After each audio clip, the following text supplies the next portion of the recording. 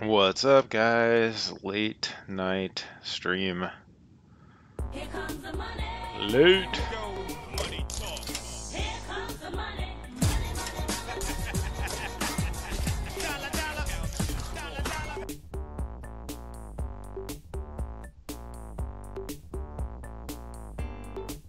Late night stream.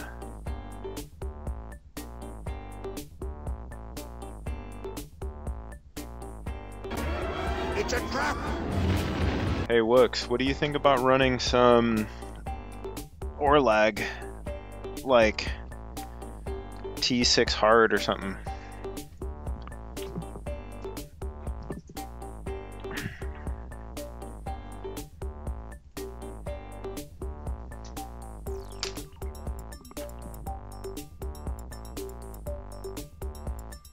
I have everything I need, to be honest. There's not really anything I need to farm in this game, other than some FAMs.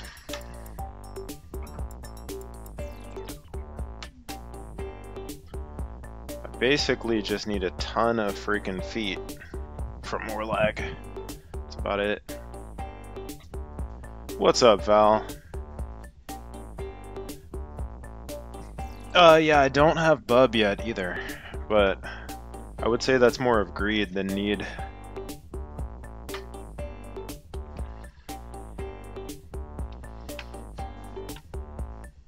I would not mind getting a bub, but at this point, I'm just EXPing.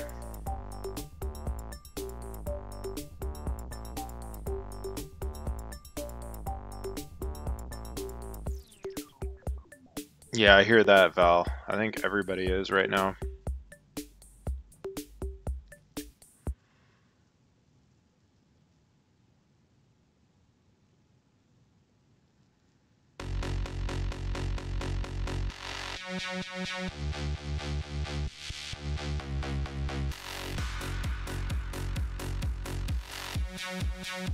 Nice, Wooks.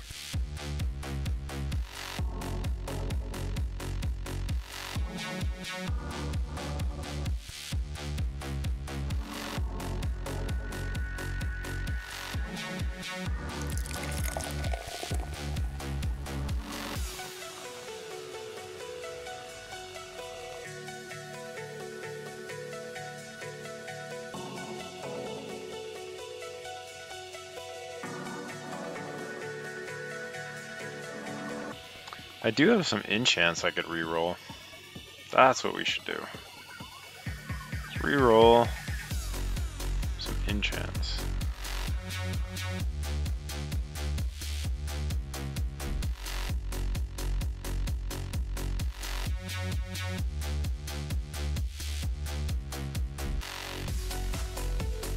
I know I had some with 0 rerolls, so yeah, here's one. Health and evade.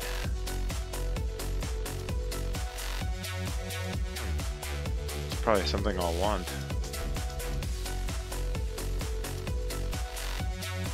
Ugh.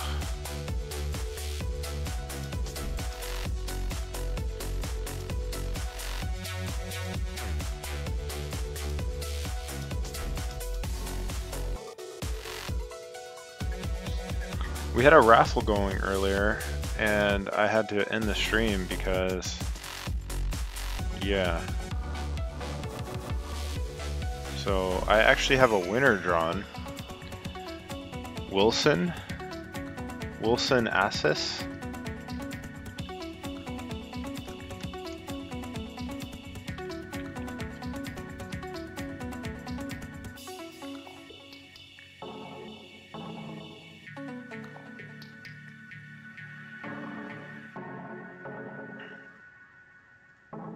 Okay, I'm basically gonna draw winners until a winner shows. Bueller. Jonathan Enox, you here? Bueller. Bueller.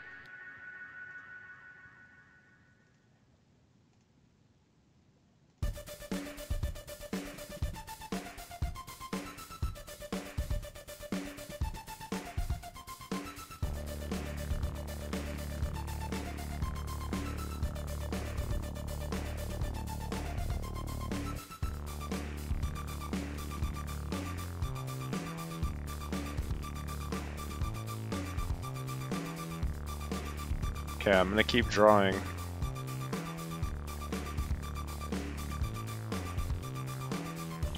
Mo Capaldi.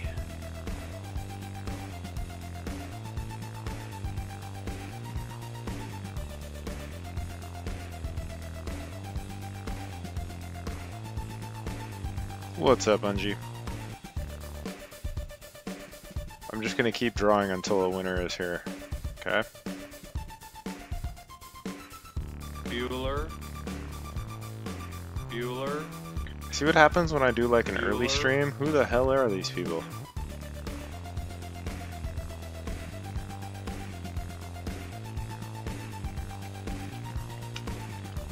Got the early bird coins, guys. Early birds.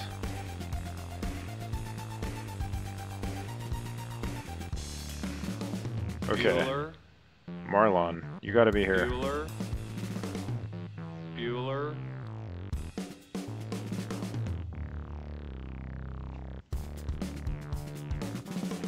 Bueller.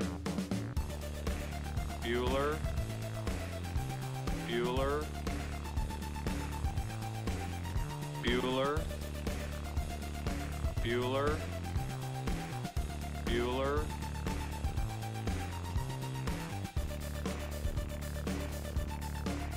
Bueller. Bueller. Bueller. Bueller. Bueller. Bueller.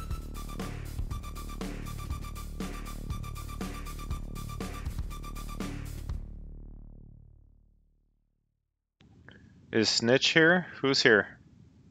I just kept drawing until we recognized a name. Extermination's here? Is he? What's up? I see him. Congrats, Extermination. Congrats. We finally found a winner from earlier. Good job coming back. So that was a rave raffle. So, where's Rave at? I need to DM him the winner.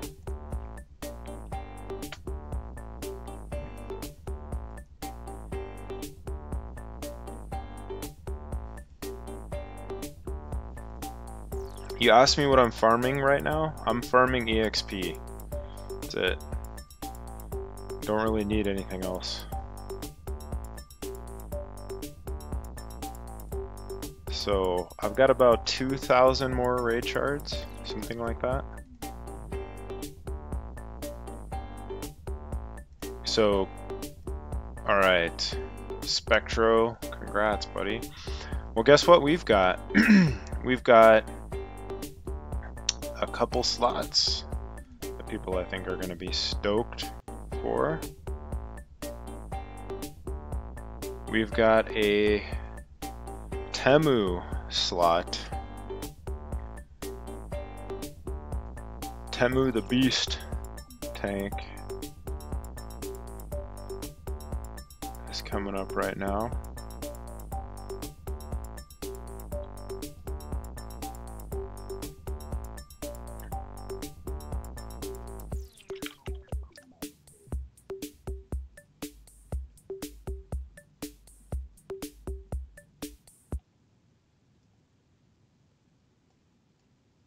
$393. Putting on some gains for sure. 423.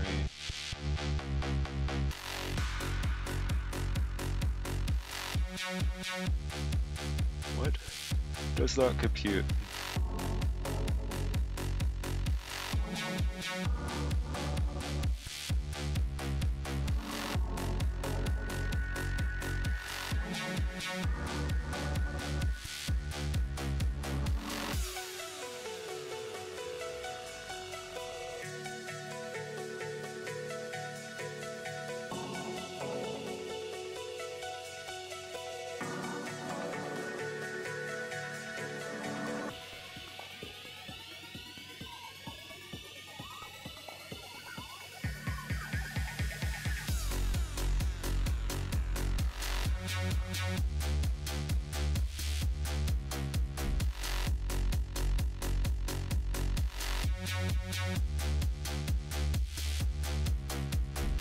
Yeah, I was gonna say, like, does not compute.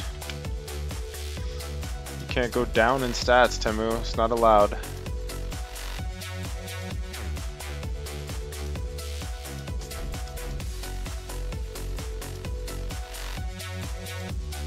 There we go. 24-21.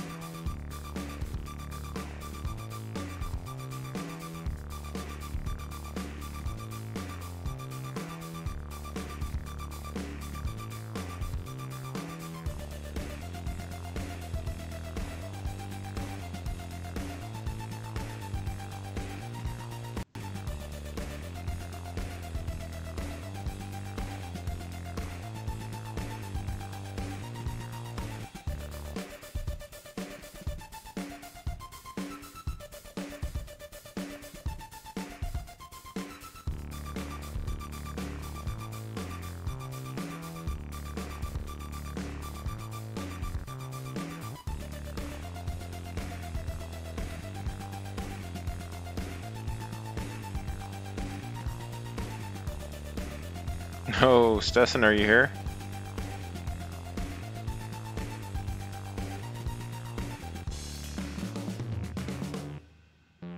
Or Top D?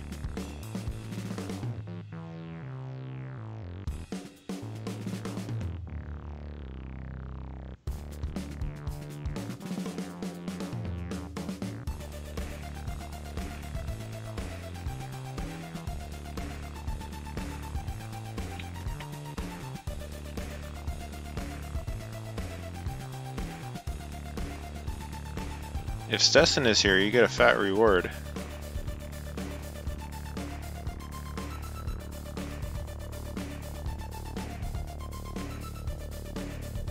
Alright. Well, start the fight anyway.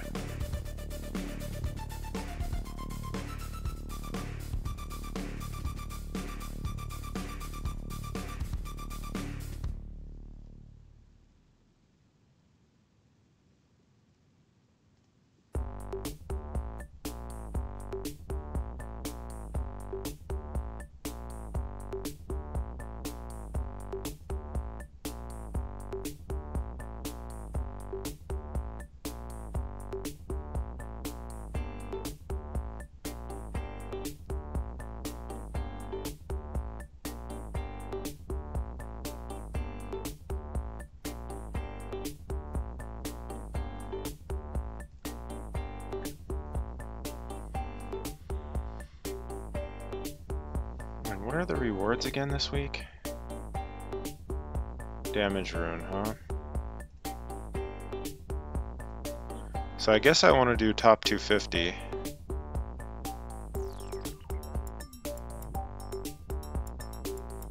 Looks like we're going to be running some PvP tonight. You guys cool with that? And there happens to be PvP tickets on sale too, which is great. Or there was. RIP.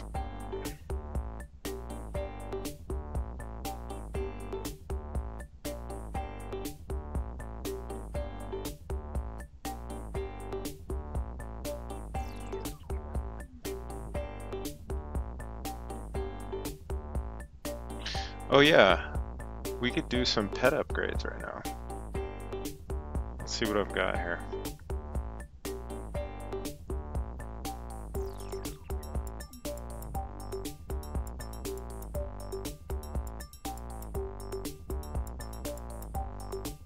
Cosmetic.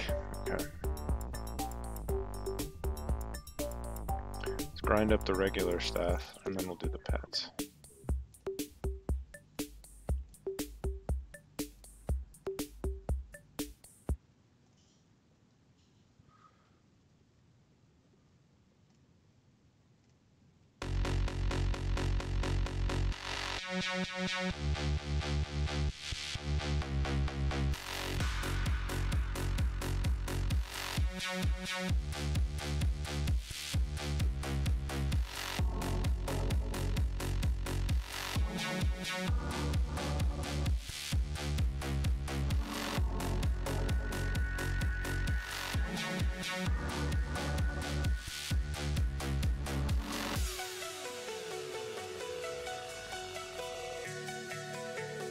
$3.5K pet goo. That's pretty cool. We could do something with that. That's for damn sure. A lot of boxes went into that though.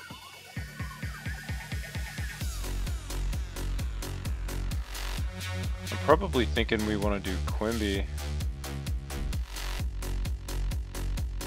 since I use that for PvP like all the time.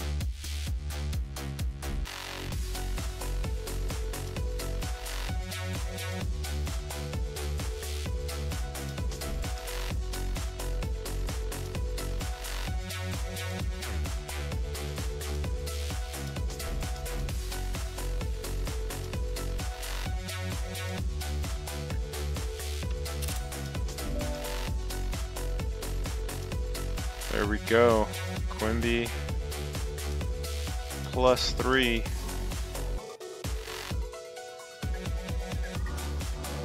Only took about 60,000 gems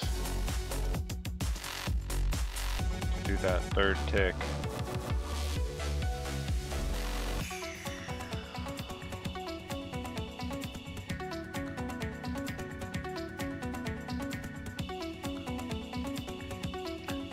Let me just double check.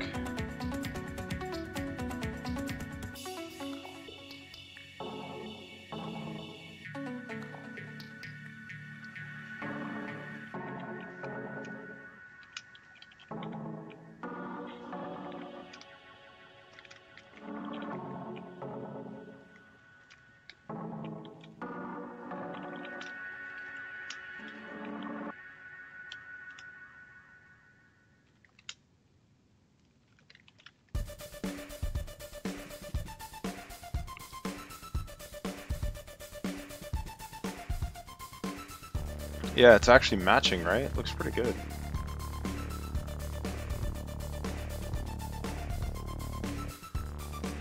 So, yeah, let's do it up.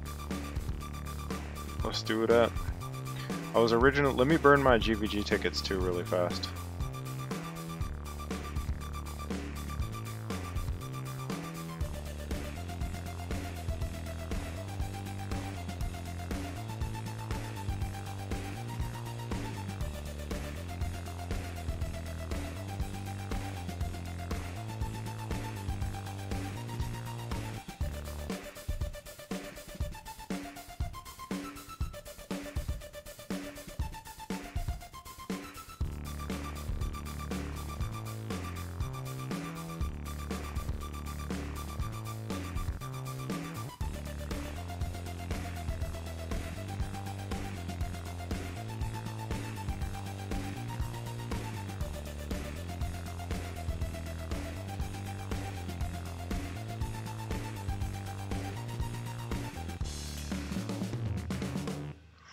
Did not. I did not set up the sound jet.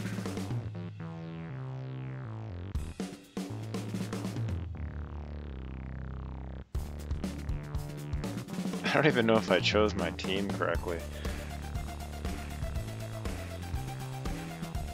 Or my setup. Whoops.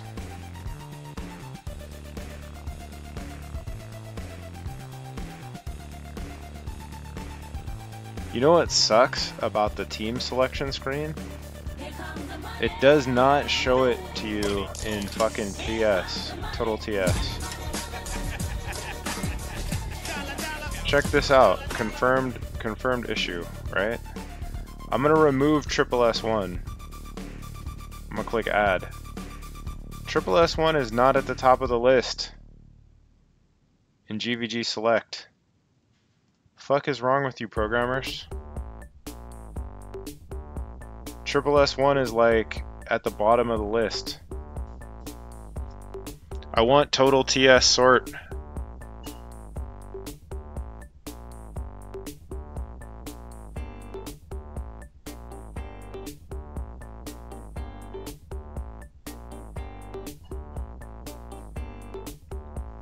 It should still sort the damn player by their TS, right? No? I know it matches mine, but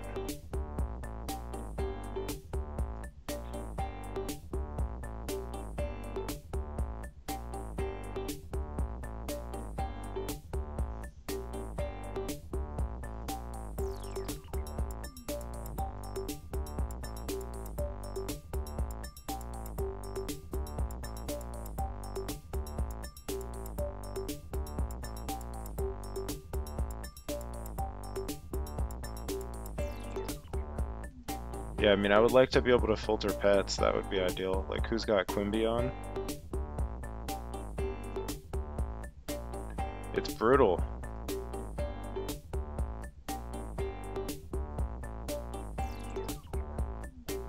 Yeah, nobody has Quimby on. Fuck it. I'm just gonna wait till Friday.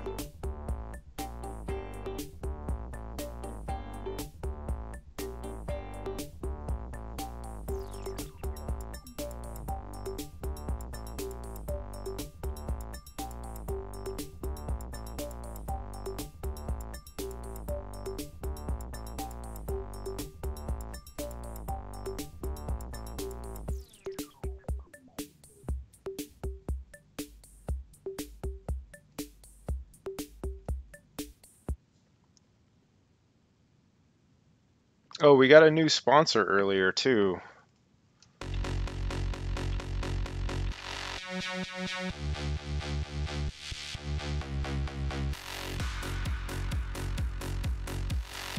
Alright, let's do some T6 hard or lag.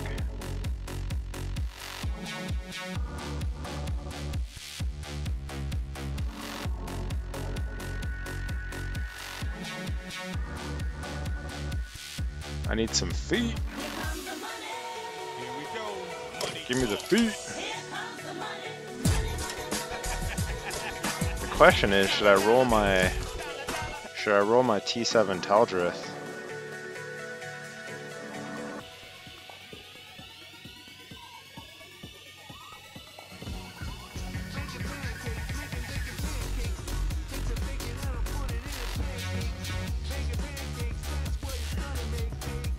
And can Zero get sets from this? I don't think so. I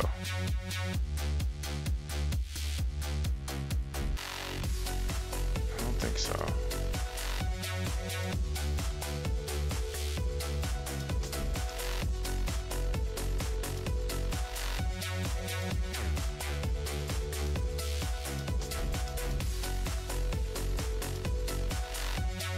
Oh yeah, tier 6. Oh, but it's only on heroic.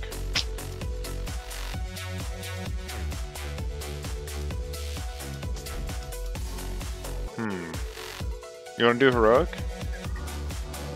That means we actually have to try.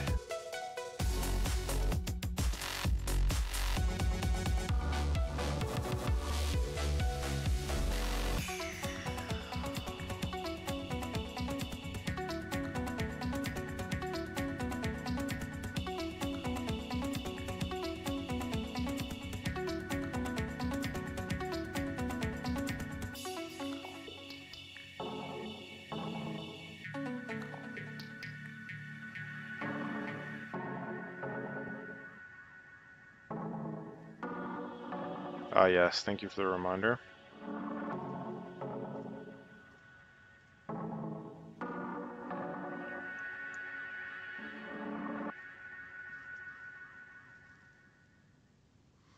Fuck it, I want to farm feet.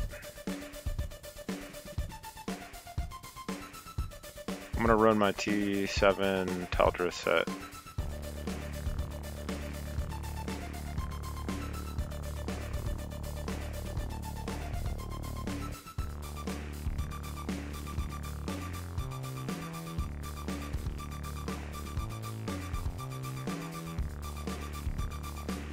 At least 2 slots. 3% deflect though?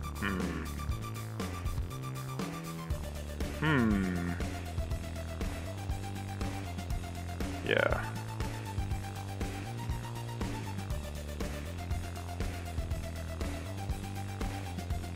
I'm all wonked up right now. 3% deflect. Do I care about the SP? Not really. I probably want the absorb, to be honest.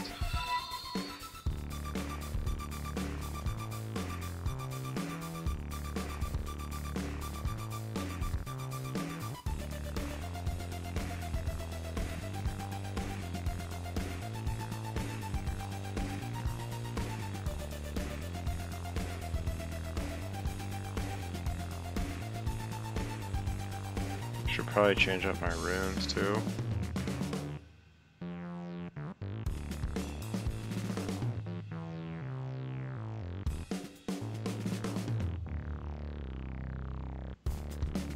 Evasion and deflect.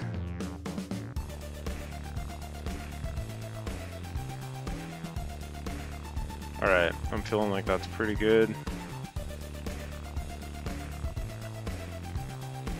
Time to farm some feet. T6 hard, where we don't really have to try.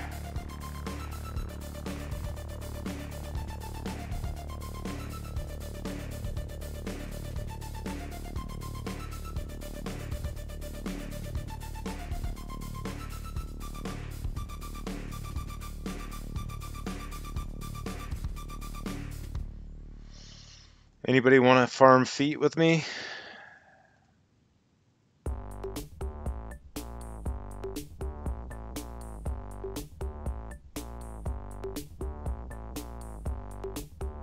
Yeah, you're right.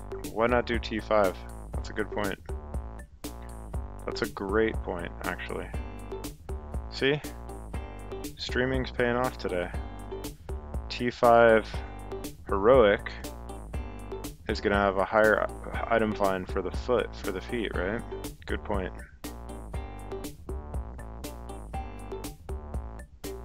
And we'll probably just run this boss over.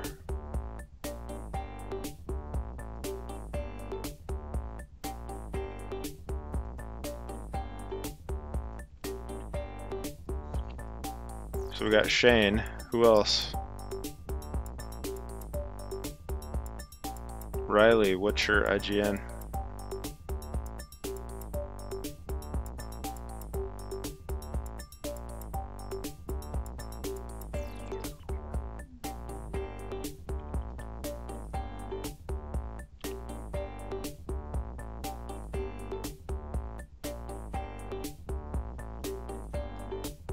And noob trophy.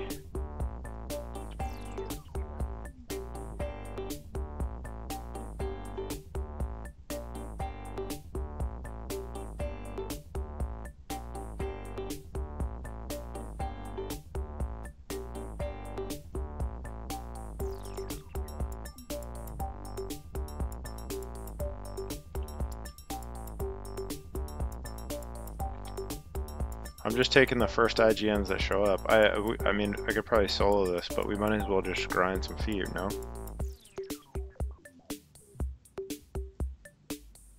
Let's do it.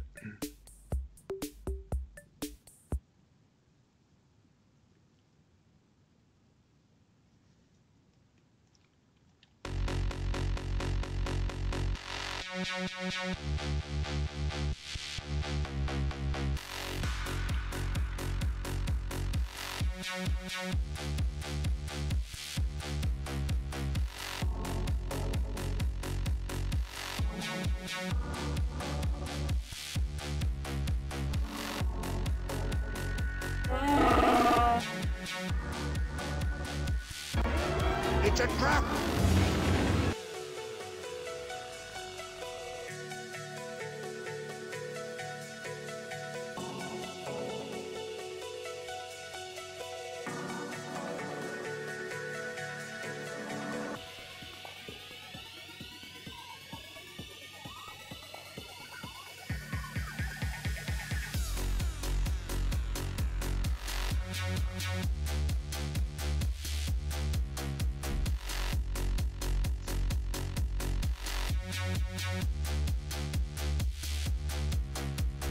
Oh my god, it's purple, guys. It's purple. We're gonna die.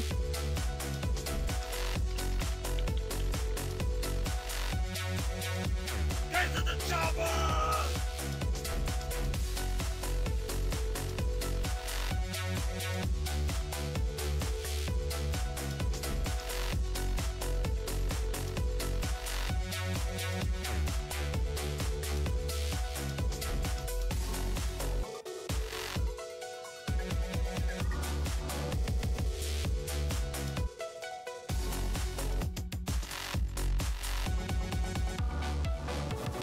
I don't know if you guys really want to use your energy on this, but yeah, as soon as people's energy is... Shane got a leg. Congrats, man.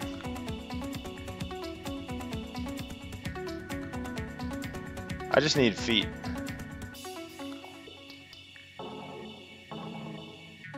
And we got 9 minutes left on this Tenma raffle.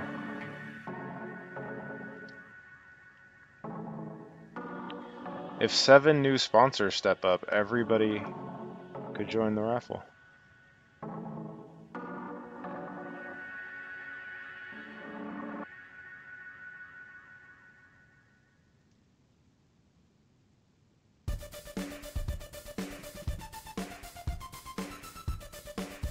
Mana, the meatloaf! Fuck!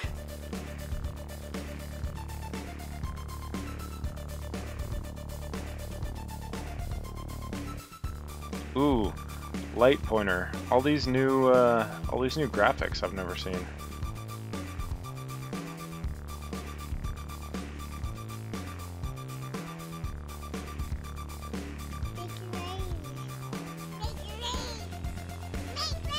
Congrats, Keepley. I should probably put Quimby on. Whatever, it's fast enough. Pretty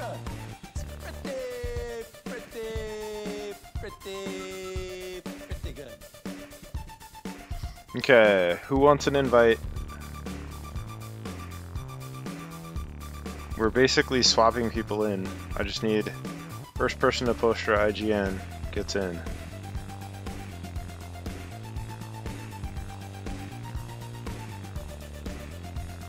Ooh, Ulzarge. Ulzarge winner. Jude's is gonna invite for us.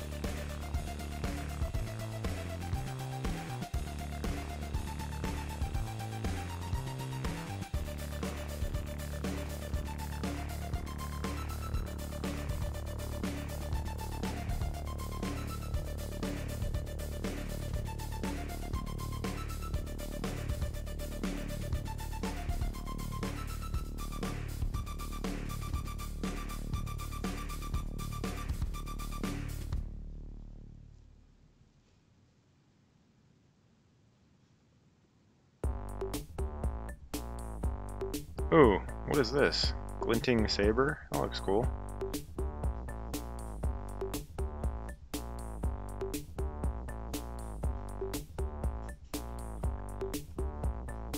Yeep, what's up, buddy? Long time no see, man. How you doing?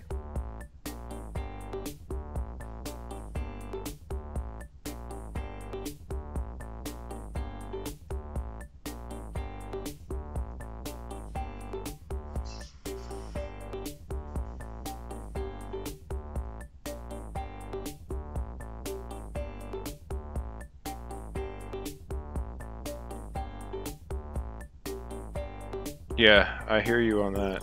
It's pretty late right now.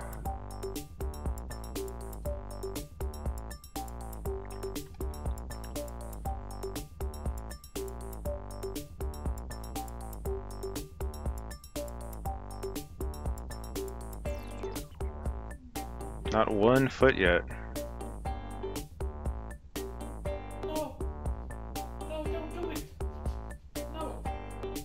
I only need 194 more feet to make 6 meaty. No! No, don't do it!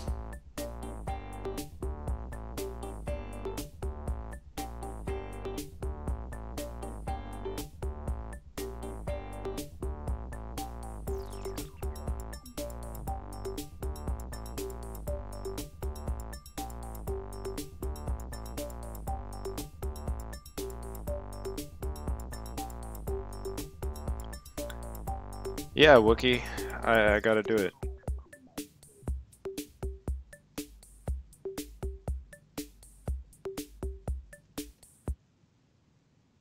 I'll probably just be soloing World Boss for like months.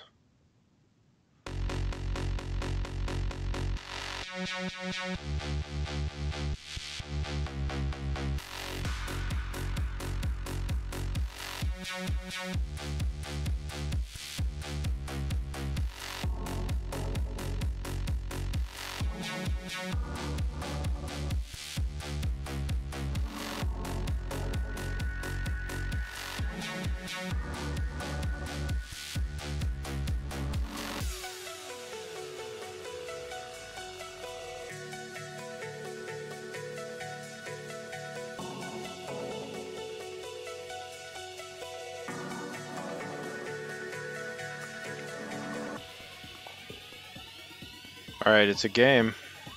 Fuck your couch, nigga! Buy another one, you rich motherfucker! When someone says they're out of energy and drops, the first person to post their IGN.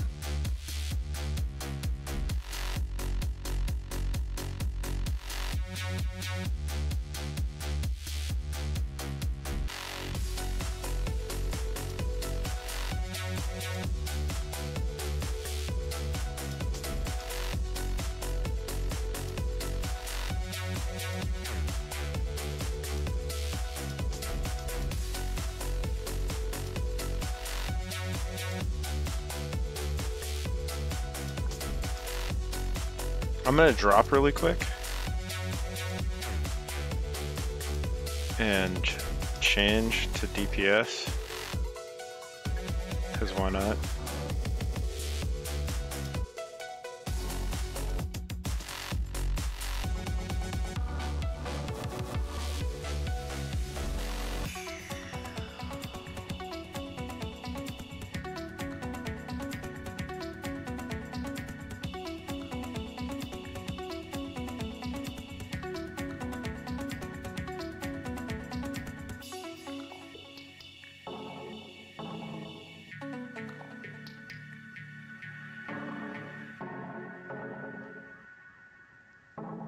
Alright, Kiraz is ready.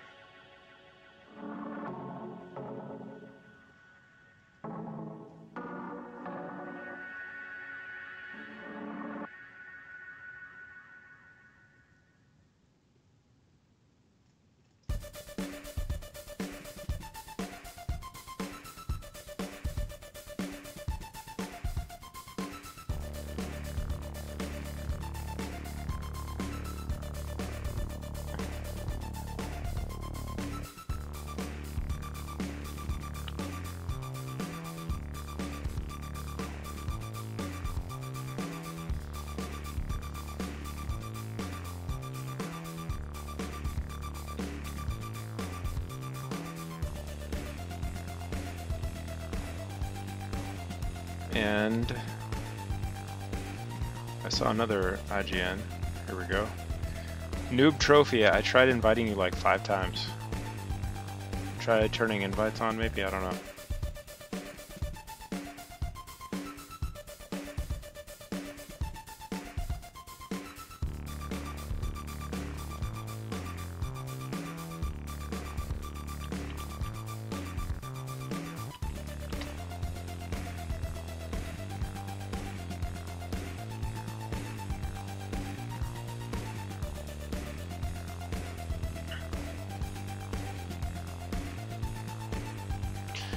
So as soon as the spot opens up, we're gonna Bueller, first person to Bueller, extermination. Bueller, Extermination, congrats on the Temu win.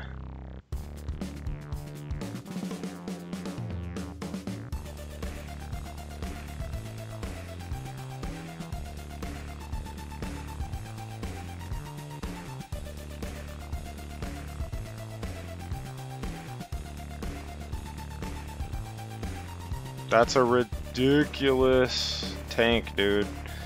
Whatever you do, don't mess up his offline timer.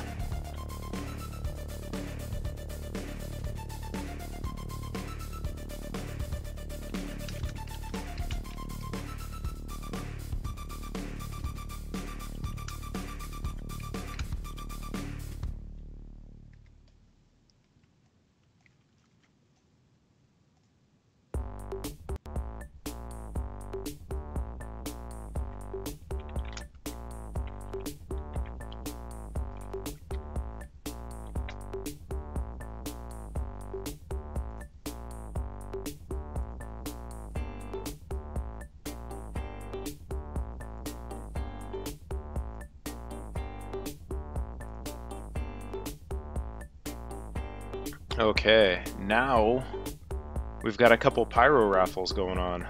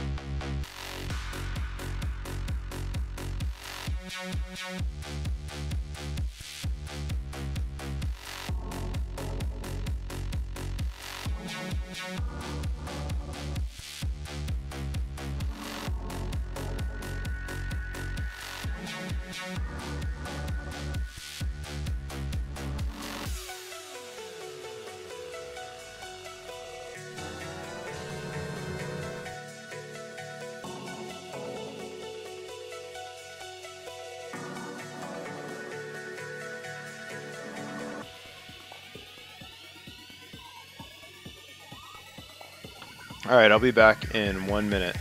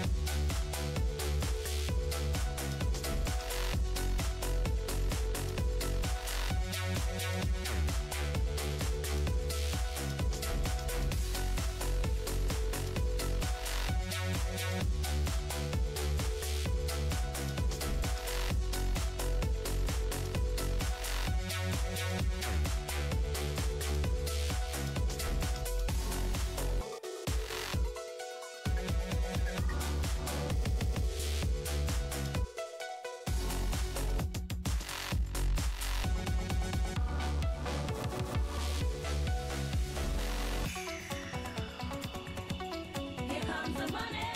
Here we go. Money talk. Here comes the money. Alright.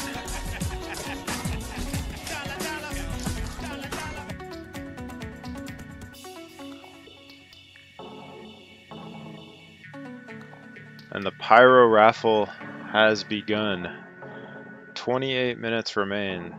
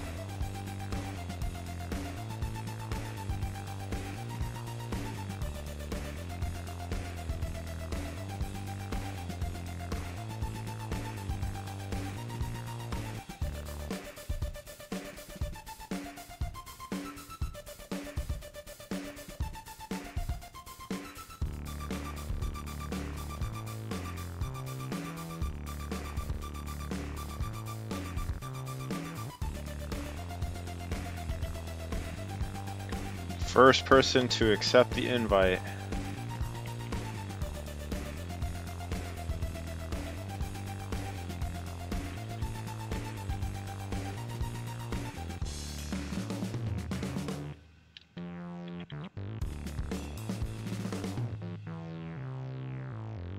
Invites went out.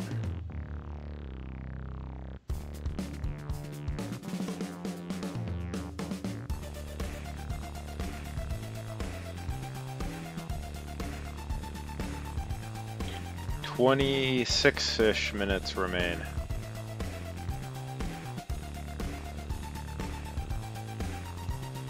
Hey, double check you have invites enabled, please.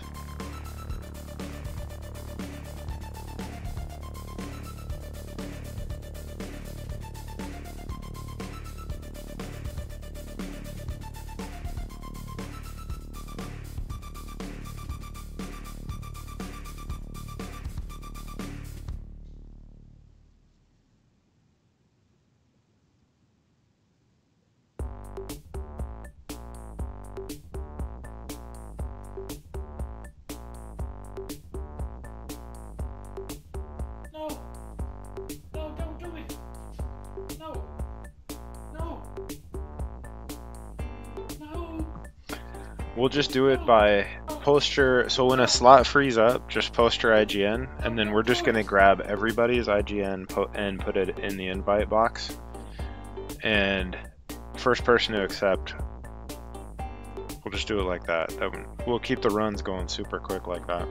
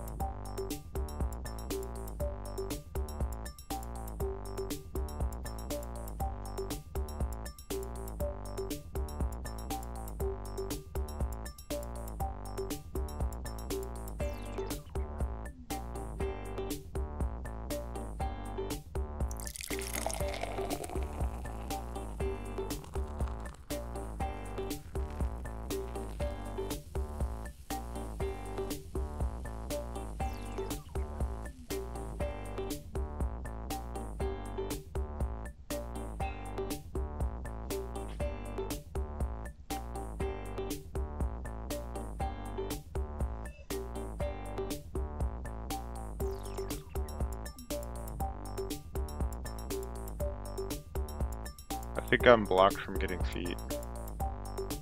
I agree, Yeep. I need some beer.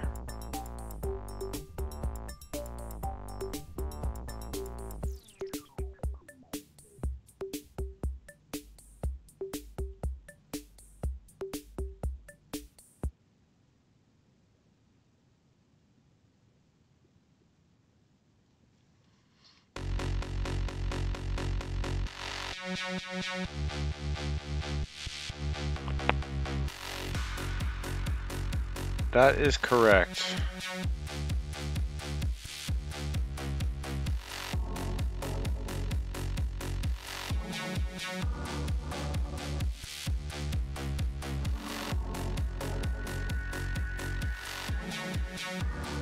No! No, don't do it! No! No!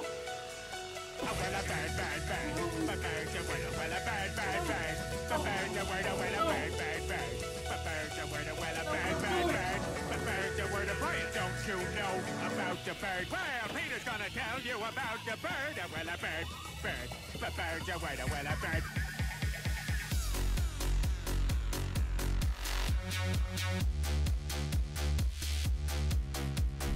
Here comes the money. Here we go. Money talk. Here comes the money. Money, money, money. Dollar, dollar, dollar, dollar.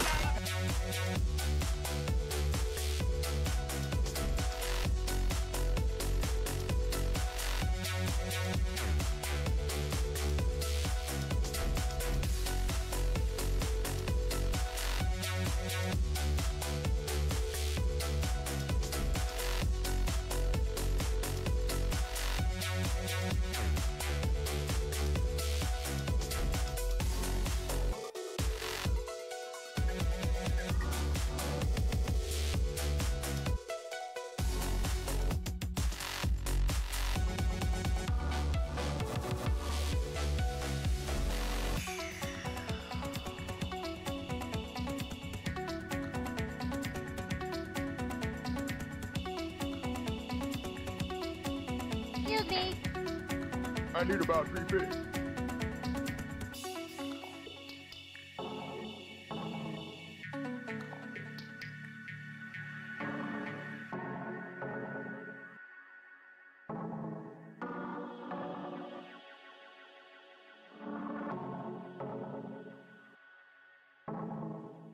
You mean like a weenie? Okay. May I take your answer? May I take your I love it how answer? everybody's getting feet except me. Alright, I've heard enough. You've got the job. Conspiracy confirmed.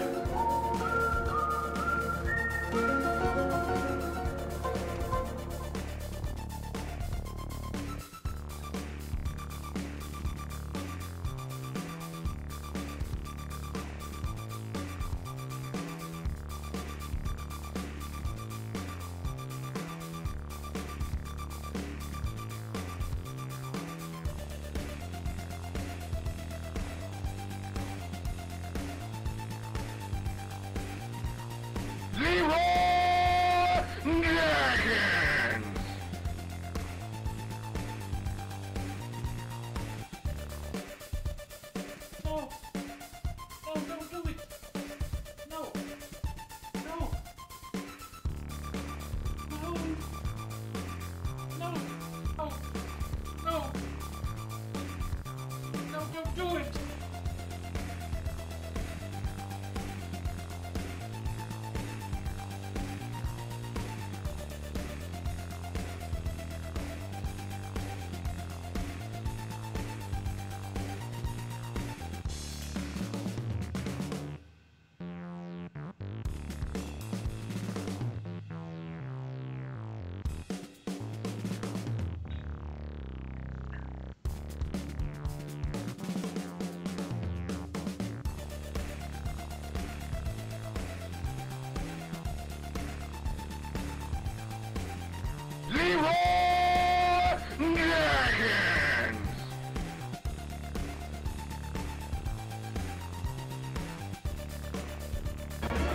It's a trap!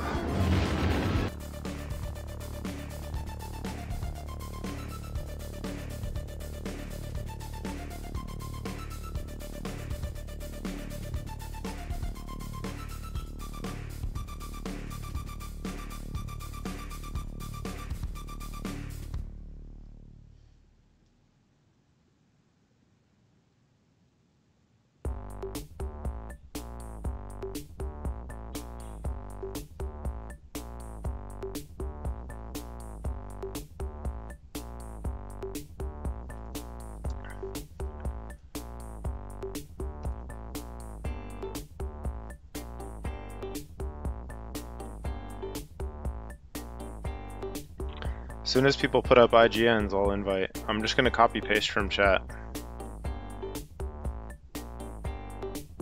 I got a leg drop. What the hell, guys?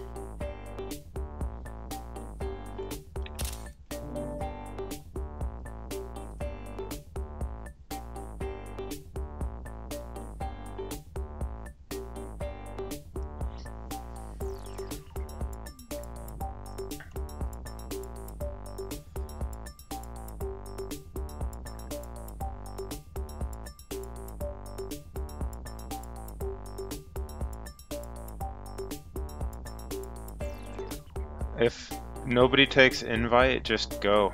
Yeah, please. Speed runs.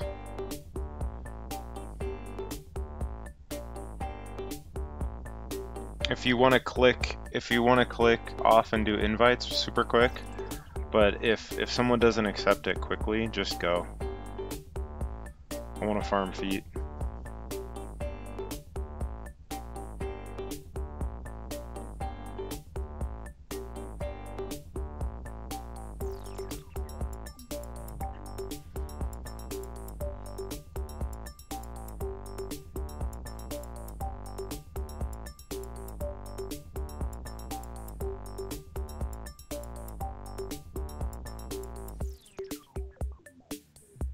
Excuse me. I need about 350. Another leg, what the hell?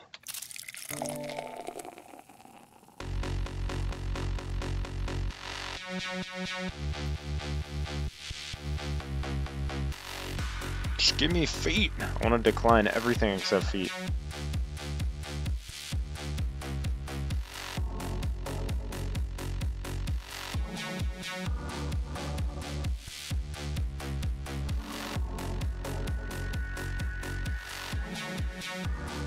Go, go, go, go, go, go. Alright, Feezy's out.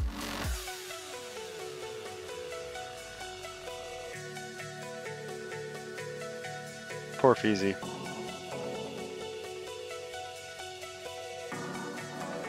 It's like musical chairs.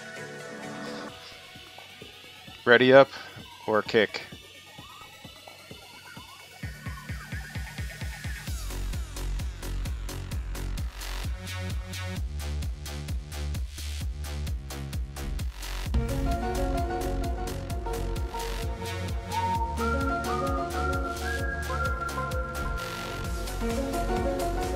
Uh-oh, Joker's reaching the timer.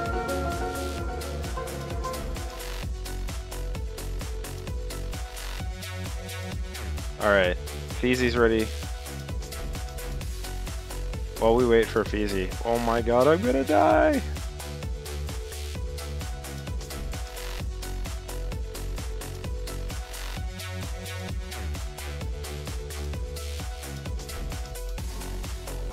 Alright, give me some IGNs. But you see what we're doing, right? Quick rounds, ready up, go, go, go.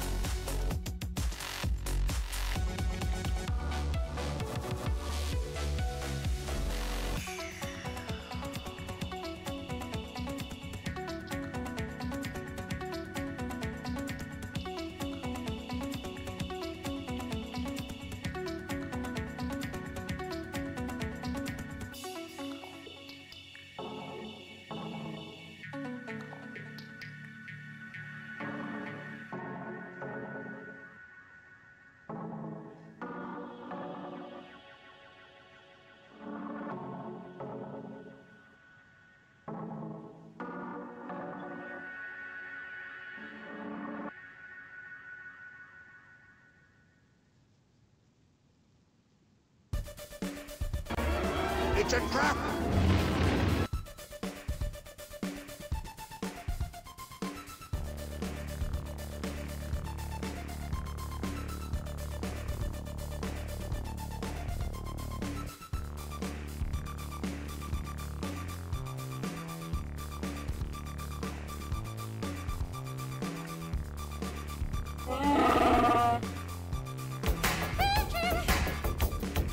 Here comes the money. Here we go. Money talk. Here comes the money. Money, money, money. Dollar, dollar. Dollar, dollar.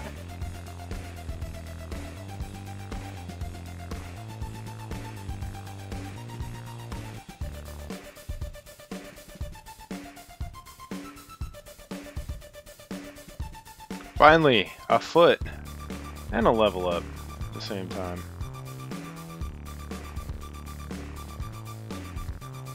Count that as a leg drop. What's up, Panda?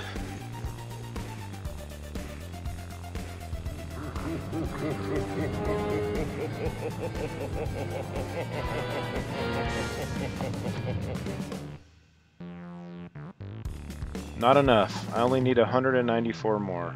93. 193 more.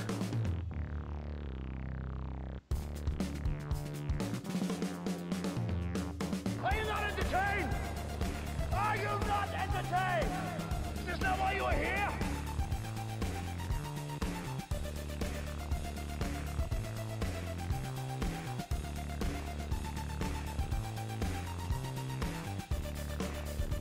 Yeah, I'm actually just gonna make 6 meaty. I won't make 7. Maybe I'll make 7, I don't know. This is worse than farming invasion. Actually, it's a little bit better than farming invasion because you guys get to join.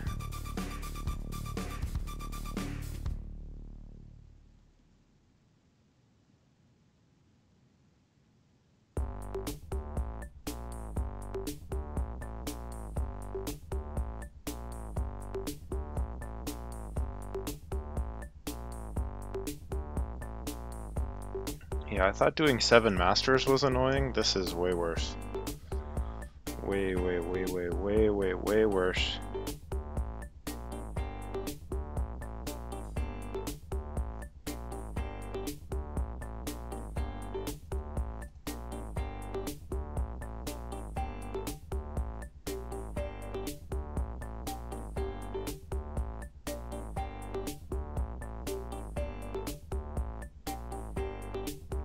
I know what's gonna happen too.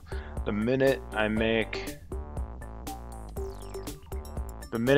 6 meaties and farm all those feet, they're gonna say, "Oh, we've decided to release feet in treasure chests or something you can buy."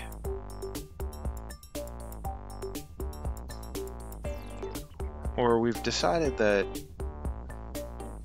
you should get 10 feet per run automatically.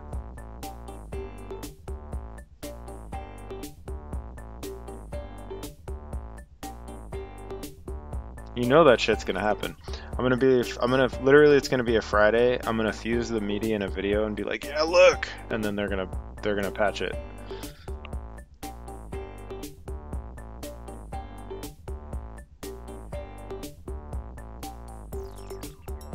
Oh my god! Don't kick me. Actually, you can if you want. Pirate law.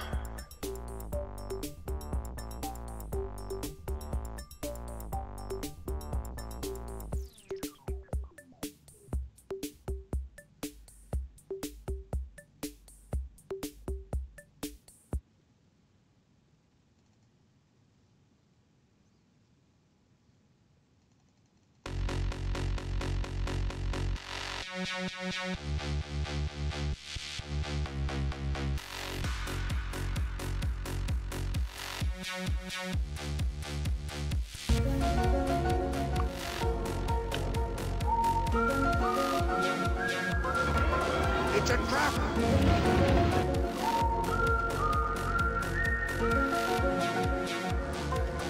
Yeah, I have all items from Netherworld Heroic, and I have like 10 or 20 demon blood.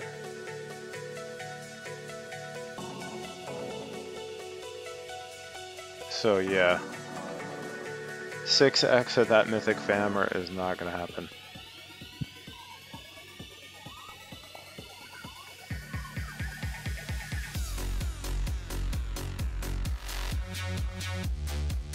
Yeah, Pablo, we do need that sound. That's pretty funny. We gotta record Subscribe Cat saying heart and arrow.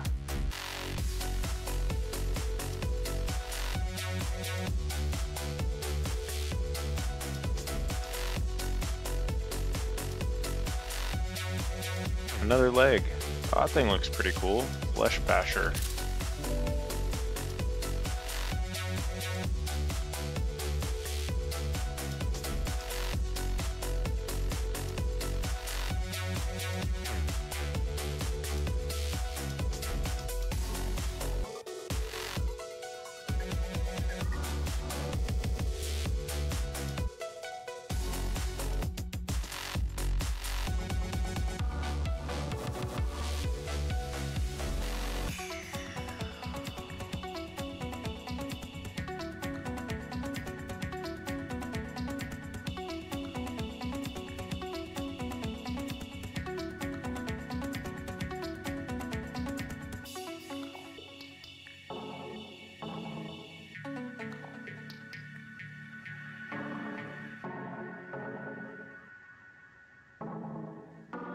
Yes, a foot.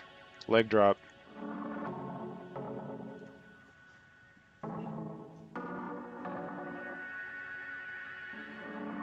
Alright, let's get some new IGNs, and we're gonna play musical chairs. The music stops when you don't ready up.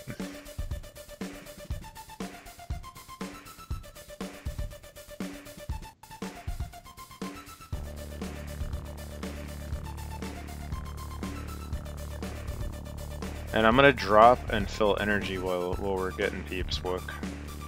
Toss me an invite really quick.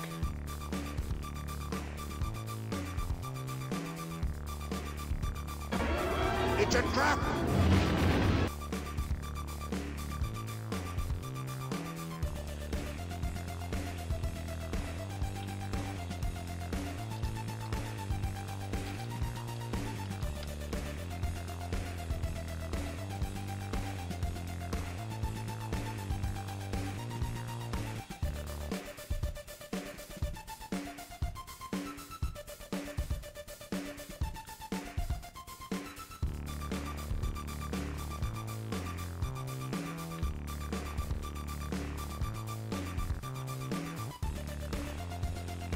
Not wise, upset a Wookiee.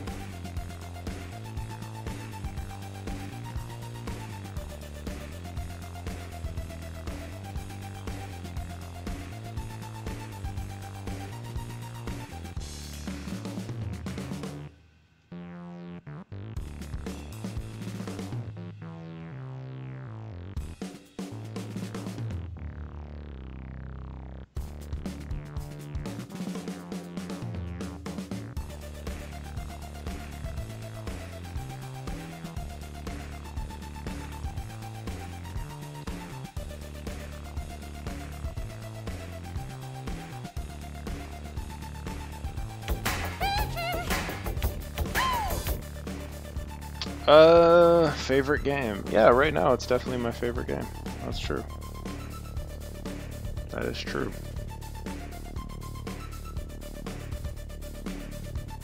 Probably favorite game of all time? I would probably say StarCraft.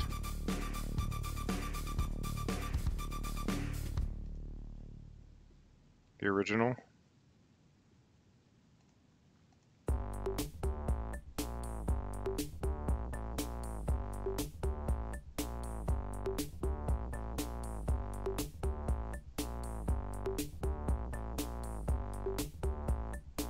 I just can't play it. That game's like heroin for me.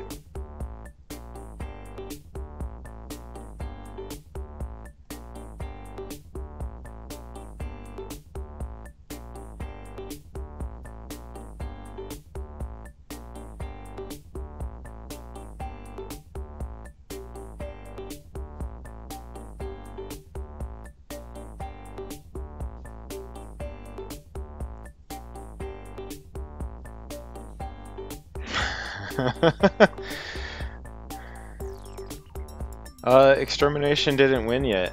He won Ravi and Temu. So he may win this raffle and get a whole raid team.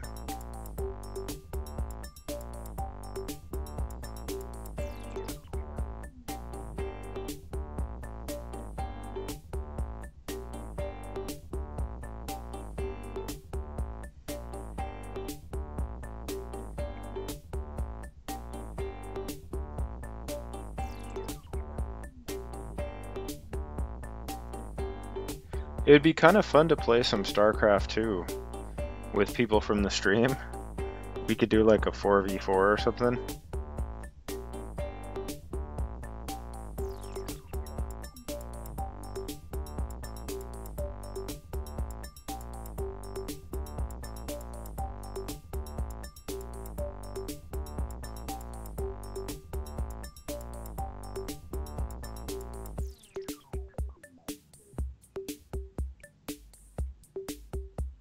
Does anybody else want into this? Just throw up your IGN if you do.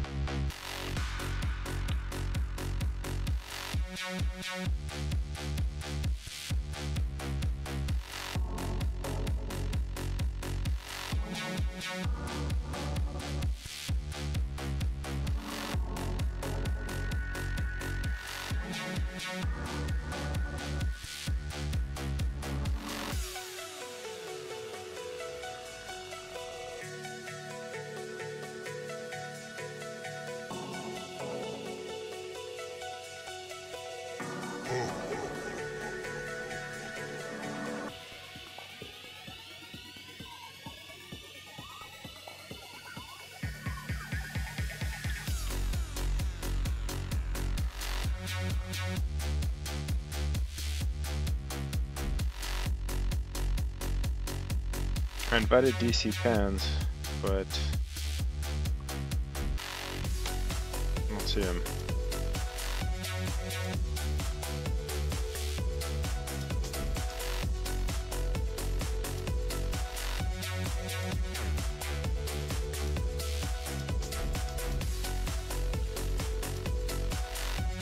I'll try and invite you next round. I did a copy paste.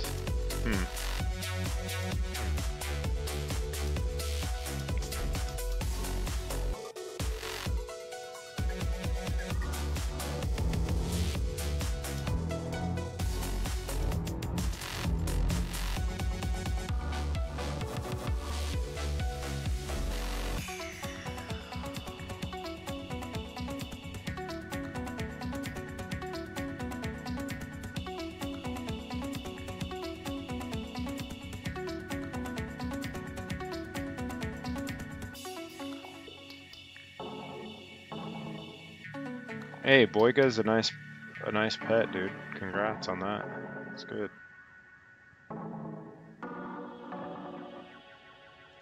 It's probably gonna keep me alive here. Here comes the money. Here we go. Money talk. Here comes the money. Money, money, money. Dollar, dollar. Bueller, Zach. Bueller, Zach, Bueller. winner of the Pyro raffle. Are you here, buddy? Congrats, Zach. Let me get that data entry started.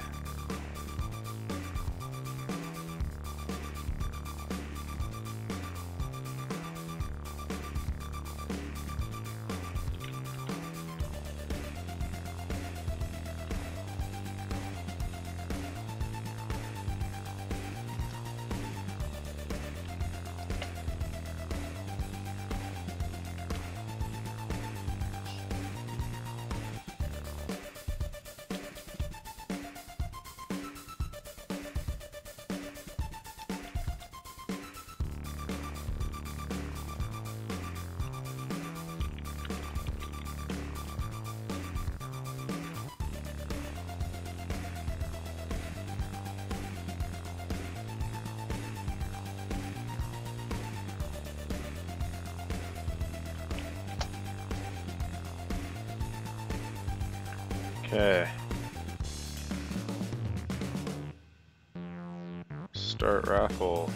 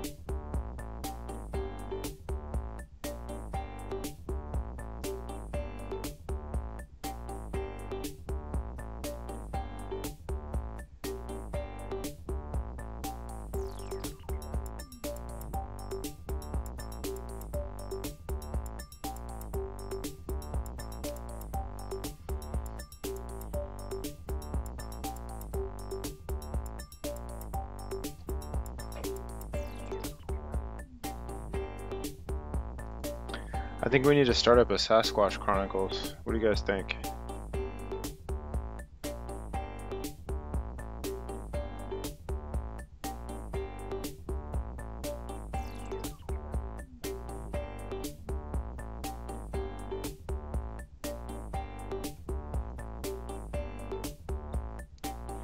Do it! Just do it! Don't let your dreams be dreams. Yesterday, you said tomorrow. So just do it! Make your dreams come true! Alright, let's get this Sasquatch Chronicles started. Let's listen to real stories from people that had the shits scared out of them in the woods.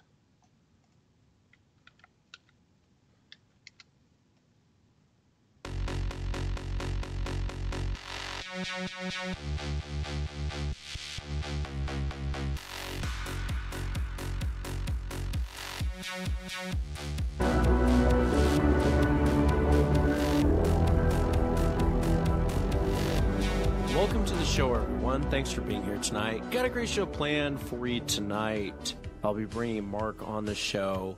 And Mark grew up in Southern California, and he was pretty skeptical of the whole Bigfoot thing growing up. He never really gave it two thoughts. And then he moved to Washington State and was invited out by a close friend How's that audio volume? Is that volume good? to actually go hunting, and the guys had an encounter out there, and it's really interesting to hear the obsession that has taken place with Mark and many other witnesses that run into these things. You become consumed by it. And after Mark's encounter, he kept going back to the area, and over the last year and a half, they've had a couple encounters out there with these creatures, sometimes seeing them, sometimes not, just getting vocals and that sort of thing. And the more and more Mark and I talked, the more and more I was fascinated, because a lot of his evidence that he has is pretty compelling. It's not my place to release it to the public. I know Mark in time is planning on doing that, but he does have a lot of very compelling evidence he's gotten from this area, and it's east of Seattle, and I know the area well. I've talked to a lot of people who've had encounters in that area, so look for that coming up. If you've had an encounter Yes, and you'd like to be on the show, shoot me an 194 email. more My feeds. email address is wes@sasquatchchronicles.com, and if you get a chance, check out sasquatchchronicles.com. Help support the show, become a member, get additional shows. Thanks again for listening tonight. I really appreciate it. I want to give a shout out to John B. John, I got your message, and so I know you wanted me to give you a shout out. There's your shout out. Thanks for listening, man. I also want to give a shout out to Mike M. I know he posted a picture of him listening to Sasquatch Chronicles up on the big screen while he's doing his Sunday grilling. Mike, thanks for listening. Really appreciate it. And I also want to give a shout out to Jimmy H. Looking good in your Sasquatch Chronicles sweatshirt. Thanks for posting that. It looks good on you, man. Let's jump into it tonight. I want to welcome Mark to the show. Mark, thanks for coming on, man. I appreciate you being here. Oh, yeah, it's no problem. Thanks for having me on. If you would, for the audience, I know you grew up in Southern California, as you and I talked last night, and Bigfoot really wasn't a part of your reality. It really wasn't, you didn't think much of it. Kind of walk into your first encounter. Tell us what you were out doing, and then walk us into what happened. Yeah, I never had been hunting in my life, and my friend who I work with here grew up in Oregon, and his family relied heavily on deer and elk meat. They lived in a rural area, and so he wanted to go hunting out here. So Labor Day weekend of 2015, we planned to go scout out hunting areas and east of where I live here in Washington, and we're going to go out to these logging roads in the mountains and down on near these rivers and creeks and stuff, and just drive these logging roads and park, and so that's what we did. And we got left on Sunday on Labor Day weekend 2015, and we were going to overnight, and we left here at like 5 in the morning and got out there a few hours later, and we're out there all day. We parked the truck and walk these game trails and look for deer and elk tracks, and we were going to come back in hunting season later on, and maybe we'd have some luck. So around 2:30 in the afternoon, we came to like this dead end, and it was a Yeah, for those of you that are wondering like what the hell we're listening to, this show is called Sasquatch Chronicles, and it's something I listen to before bed. I know it sounds crazy, but it basically is. It's a guy who had a Sasquatch encounter himself, so he's been sucked into it, and basically he's been interviewing people for going on a couple years now, and so he runs a really cool show. He basically interviews people that have seen them. There's like nothing to gain by these people, right? There's not like they're gonna have fame and fortune if they, talk about this shit. If anything, people don't want to talk about what they're seeing because of the ridicule. So anyway, back onto the show here. logging road, and it was kind of a big turnaround, maybe where some logging trucks in the past had turned around, but they hadn't logged back there in a long, long time. So there's a lot of old growth and some smaller growth, but mostly old growth. And Off to the left, there was like these boulders 3 and 4 feet in diameter, and they're kind of purposely buried in the ground halfway, and they're blocking access to part of another logging road or a skid road kind of. The road's kind of getting overgrown a little bit. So we've been there about 10 minutes, and my buddy was sitting on a boulder facing the truck, and the truck was across the way about 50 feet away, and his back was to that road that was blocked. But I had my back to the truck, and I was standing up looking down that road. And the road kind of gradually went down to the slope, and about 30 yards down, it made a slight bank to the left. And where it made a bank to the left, off to the right, so the road's lined with trees, but off to the right, there was this heavy brush, and you couldn't see through it, but about 8 feet up, there was like this opening in it, and it was like a window, and it was like 8 feet up, and then the top of the window was like 10 feet. The window, it was like 4 feet wide. So when you look down there, your eye was kind of naturally drawn to that opening, and you could see some tree trunks in the back there behind it. So about the third or fourth time looking down there, I noticed that the tree trunk on the right it looks different, like maybe something was crawling up the side of it or something, and it was kind of moving. And I was like, hadn't said anything to my friend yet. I thought maybe it was a raccoon or something. And so then it moves out a little further, and I'm looking at it, and I realize it's a face.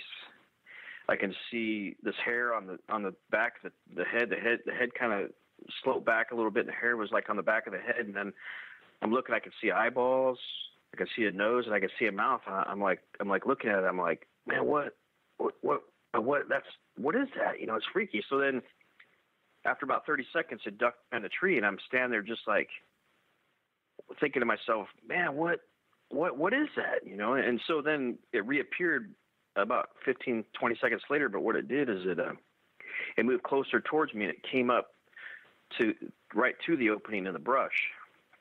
And I see this top of the head slowly rise up, and then the face, and then I see it from the upper chest to the top of its head, and it's had silver hair on the head. It was really long, and it came down to its shoulders, but the hairline started way back on the top of like this odd conical shaped looking head, and the skin on the face was like a brownish color, and it was like an old beat up baseball glove. It was like wrinkled and scarred up really bad, and it had like this Frankenstein brow, and then there was these black eyeballs looking at me, and then the bridge of the nose was kind of inset, pushed in, but the nose was hooded like a human, so it was like a human nose, but it was really wide on the face and kind of flat, and you couldn't see the nostrils like an ape. It was like a human, like hooded. So then what I thought was really odd is the distance between the bottom of the nose and the top of the lip. A human is like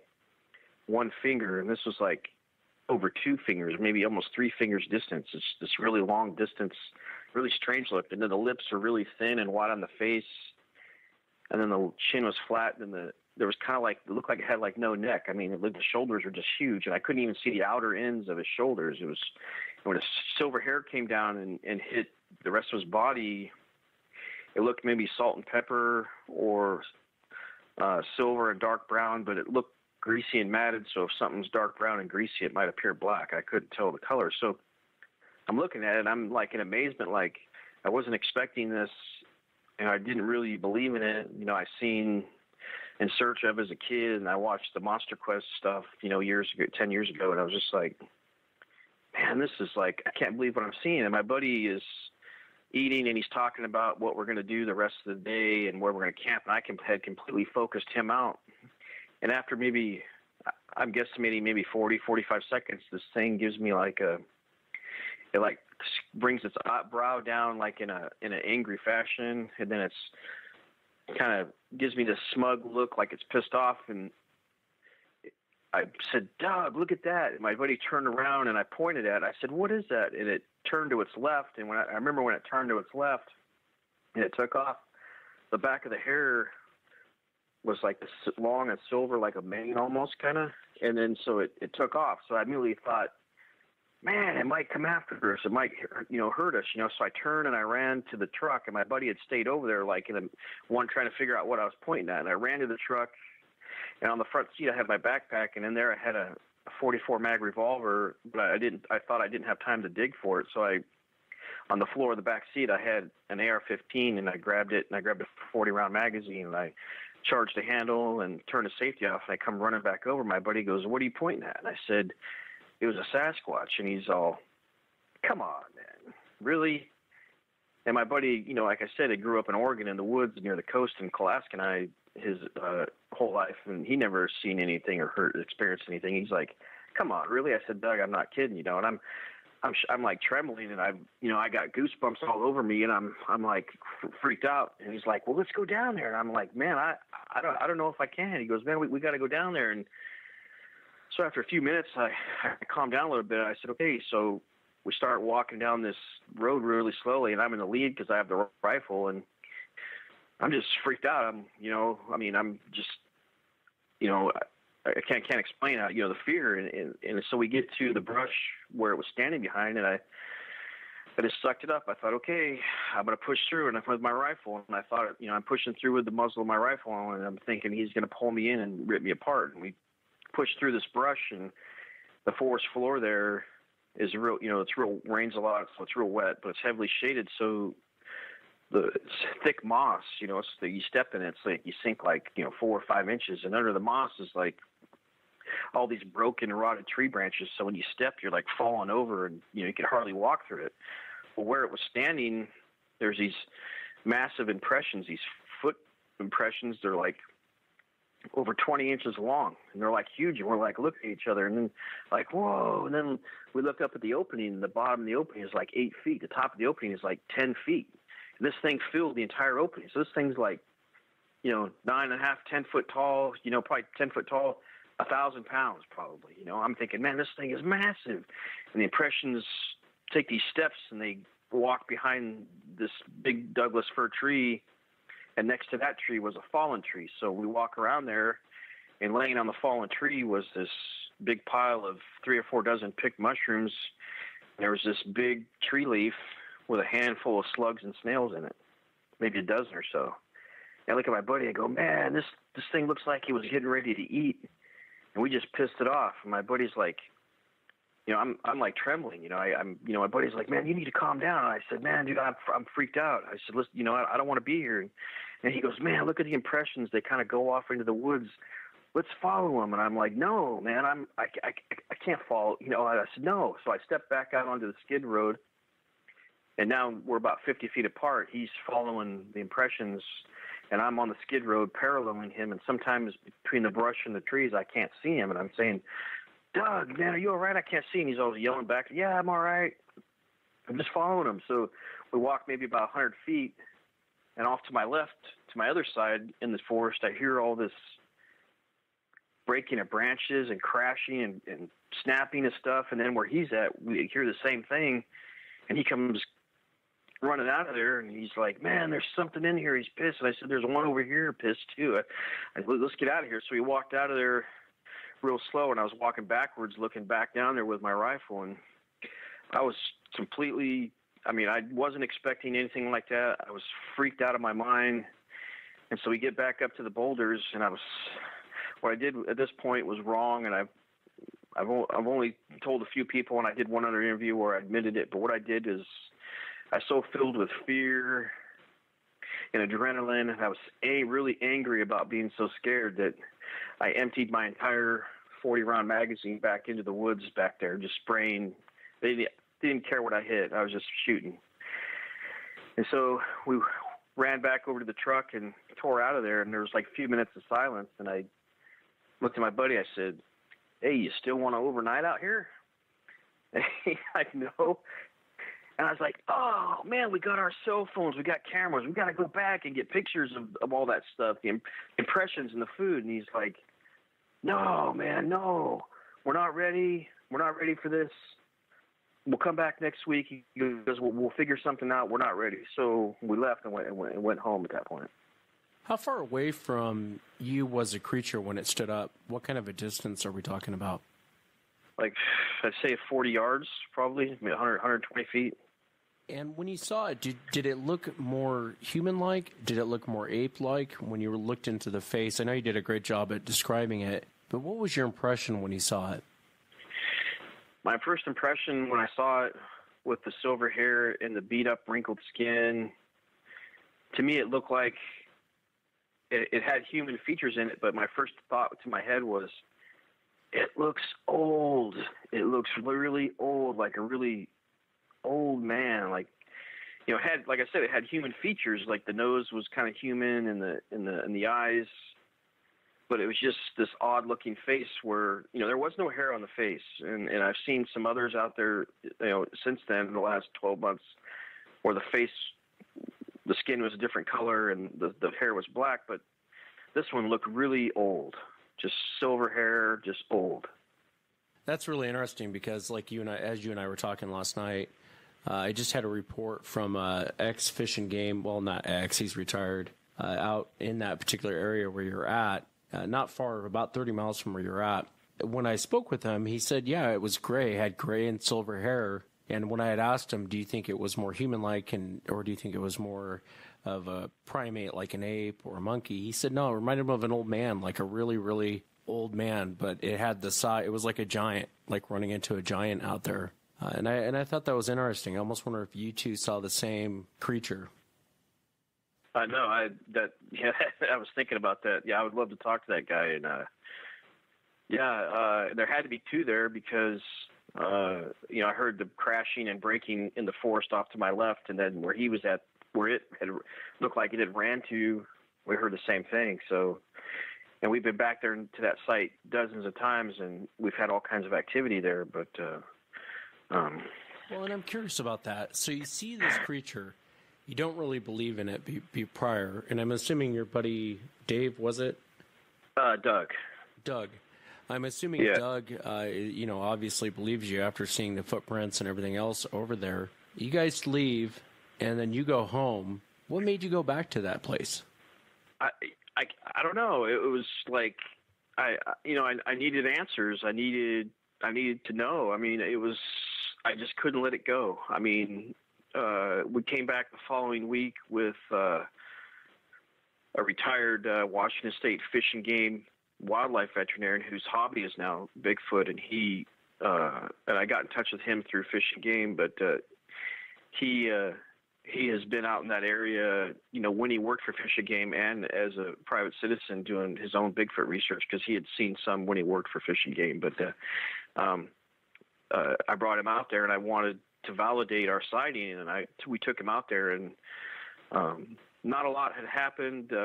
I didn't want to suggest anything to him that next week out, but I was relieving myself next to this the skid road where I initially saw it, and I was growled at, and then me and my buddy heard some strange talking while we were out there with him that day. It was like this weird, like, fast chatter, like real raspy, but couldn't make words, you know. It was kind of this strange. We've heard that in the last year in different areas out there before. In fact, just 3 weeks ago, I got some audio recording of that same chatter that I sent to this guy named Dave from the Olympic Project, who's going to go through it for me. And we got some audio of some whooping that he's going to go through for me. So it's just become this real obsessive thing. I just can't let it go. And the more we've gotten into it and the more we've learned through trial and error, it's just more and more and more and more. I mean, I can't explain it. I had John, this researcher, this elderly gentleman from Canada. He's a PhD. If I say his last name, everybody's going to know it, but I don't want to say it. He came out there and spent a couple days with me, and he was impressed with what was going on, and said it was looked like kind of a hot spot, you know. So, how long did it take for you to go back out there? You said it was about a week. Yeah, the following that all happened on Sunday. We went back the following Saturday, and then we were there like every Saturday and Sunday for each weekend until just after Thanksgiving. There was a big windstorm up here, and there was like 80-mile-an-hour winds back in the mountains back there that knocked a bunch of trees down. So we couldn't, from like late November till May, we couldn't get to our original sighting area anymore. So then we could only get within a half a mile of it. And it was too dangerous to climb through these massive trees that were stacked on the road 3 and 4 high, you know. So we decided, okay, let's camp out at the first down tree. And this was in January, this last January. Let's camp out there. And we were going to sleep in tents initially, but we realized it was just too cold. There was no snow at that low level. If you went up another 500 feet, there was snow. But so we slept in my buddy's pickup. We get out there on a Saturday at like 2 in the afternoon, and we work at night. So we had worked all night Friday night, and now we were up all day Saturday. And so we parked the truck, and we're hanging out, and we cooked dinner, and then we'd been there for a few hours, and I had took a bucket, and I put some apples in it and some Snickers bars. I put an audio recorder in it, and I put it behind the rear window in the bed of the pickup, and he has this plastic bed liner in the pickup, and I crawled in the back seat of the truck, and I went to sleep, and I had put my pillow head and shoulders were leaning against the rear driver's side door. My buddy was in the front seat with his head against the front passenger door. And so I'd been asleep for about maybe 5 hours, and I woke up maybe 10:30, 10:45, and my buddy was snoring, and the windows at that point are fogged up, and it's pretty cold, and I could hear outside the truck, maybe just in the tree line, maybe 40, 50 feet away, I could hear these drumming of sticks, and it was like clink, clink, clink, clink, clink, clink, and then you would hear a reply, not not too far away, but it sounded different, like the sticks were different size, and it was banging up something. Almost it was all clunk, clunk, clunk, clunk, clunk, and they were going back and forth. I don't know if they were communicating or just testing us to see if we would get out of the truck, if we heard it or something.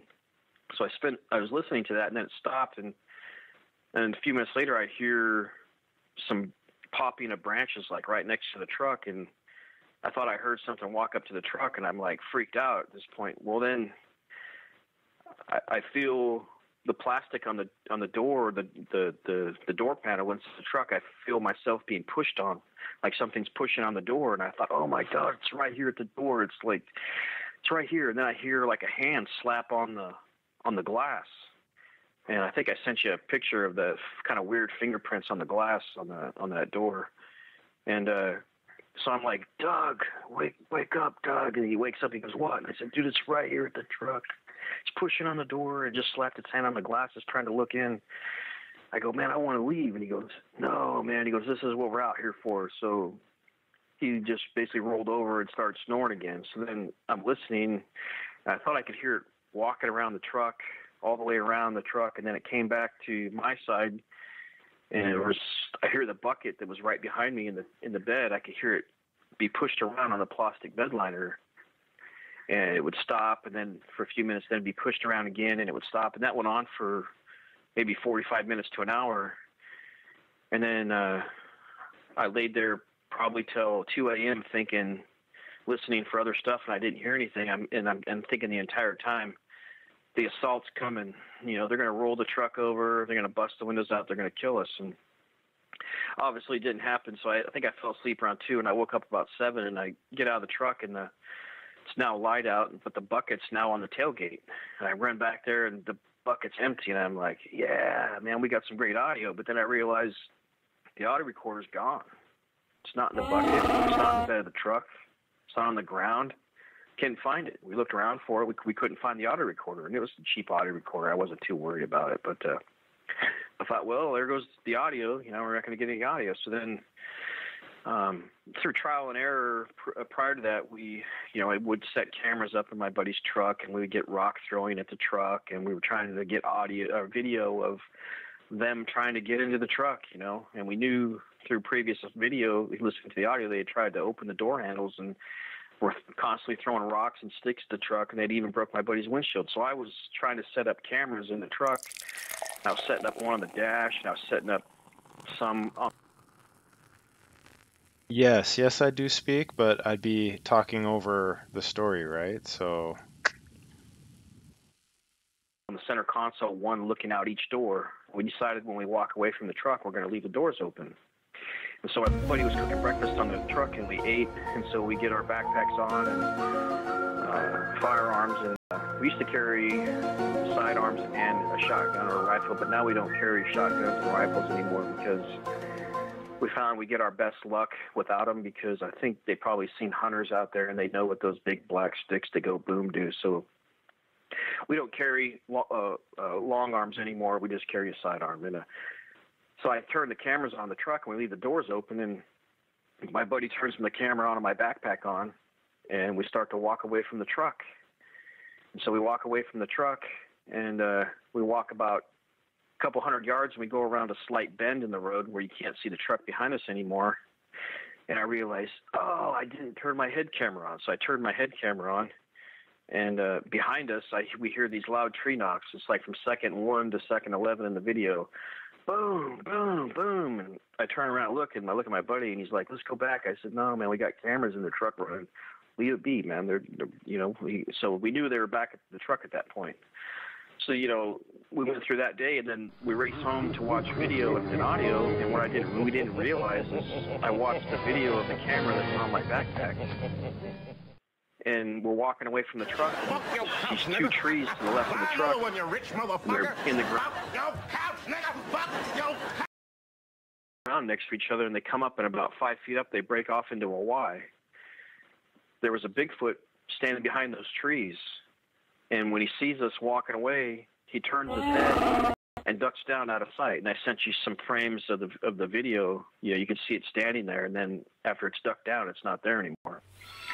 And so I'm watching this video for hours, just amazed at it. Like, man, it was there the entire time. We never even saw it, And so I put it through a computer program that I broke it down frame by frame, and I was going through it, and I thought, man, that's pretty amazing, So then I called, I got that researcher from Canada to come down, and he came out there and spent a few days with me, and we had established a certain area further back about a mile from there. Oh, I tell you what, man. Bueller. Raffle winner. Raffle winner. Kiraz Lv418. Where's Kiraz at? It's a trap! Yeah, actually. I have 24-hour grind slots available.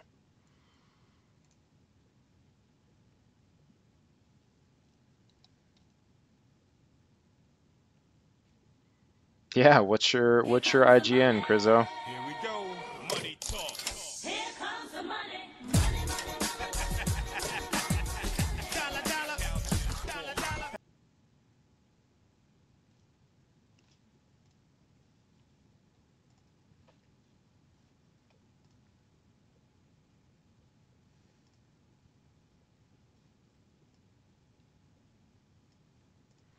Yep, anybody can win. Cool, man. All right, congrats. Back to our Sasquatch Chronicles. Now, I don't know. People ask me, do you believe in it? Whatever. I can tell you, if there was going to be something that was living in the woods, I don't go in the woods very often. And when I do, I go to super crowded campgrounds. So if you look at maps, there's tons of woods everywhere that nobody ever goes in. And there's hundreds of thousands of people per year seeing something in the woods. So is there something? I'm probably the last person to make that judgment call because I'm in my fucking house right now. I'm not in the middle of the forest hanging out. You know what I mean? So I think the only people that could really make that call are people that are fucking in the woods and seeing this shit. So I don't know. There's a lot of really, really credible people that see stuff, hundreds of thousands of people per year. So is it real? I don't know. What the hell are these hundreds of thousands of people seeing? Don't know. But I like listening to their little stories and shit. Like this guy, for example, was a skeptic, and he's turned into an investigator now. So who knows? But what I do know is I'm not in the woods very often. Have I ever seen something? Nope. But I go to the woods maybe 3 times a year, and when I do, it's like a campground, I'm not going off in the bush.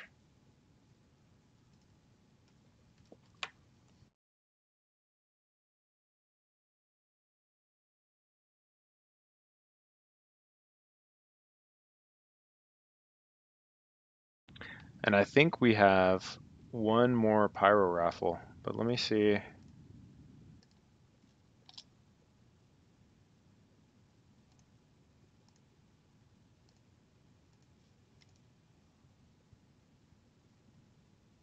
Yes, we do.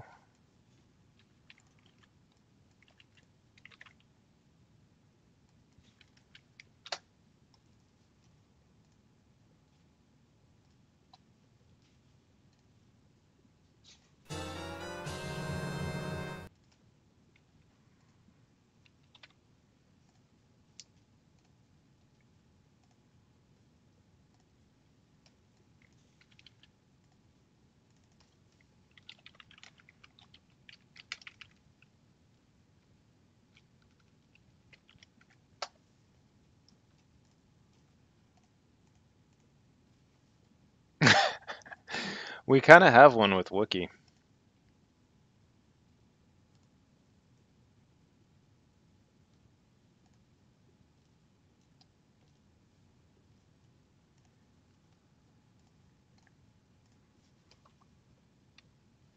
All right, back to the story. And we got our next pyro up too. Rip sleep. If you guys want to sleep, that's too bad. We had some rocks thrown at us from a top of a hillside, and we started hanging these little thumb cameras on these tree branches back down there, and leaving apples and Snickers bars on the ground. And we could never.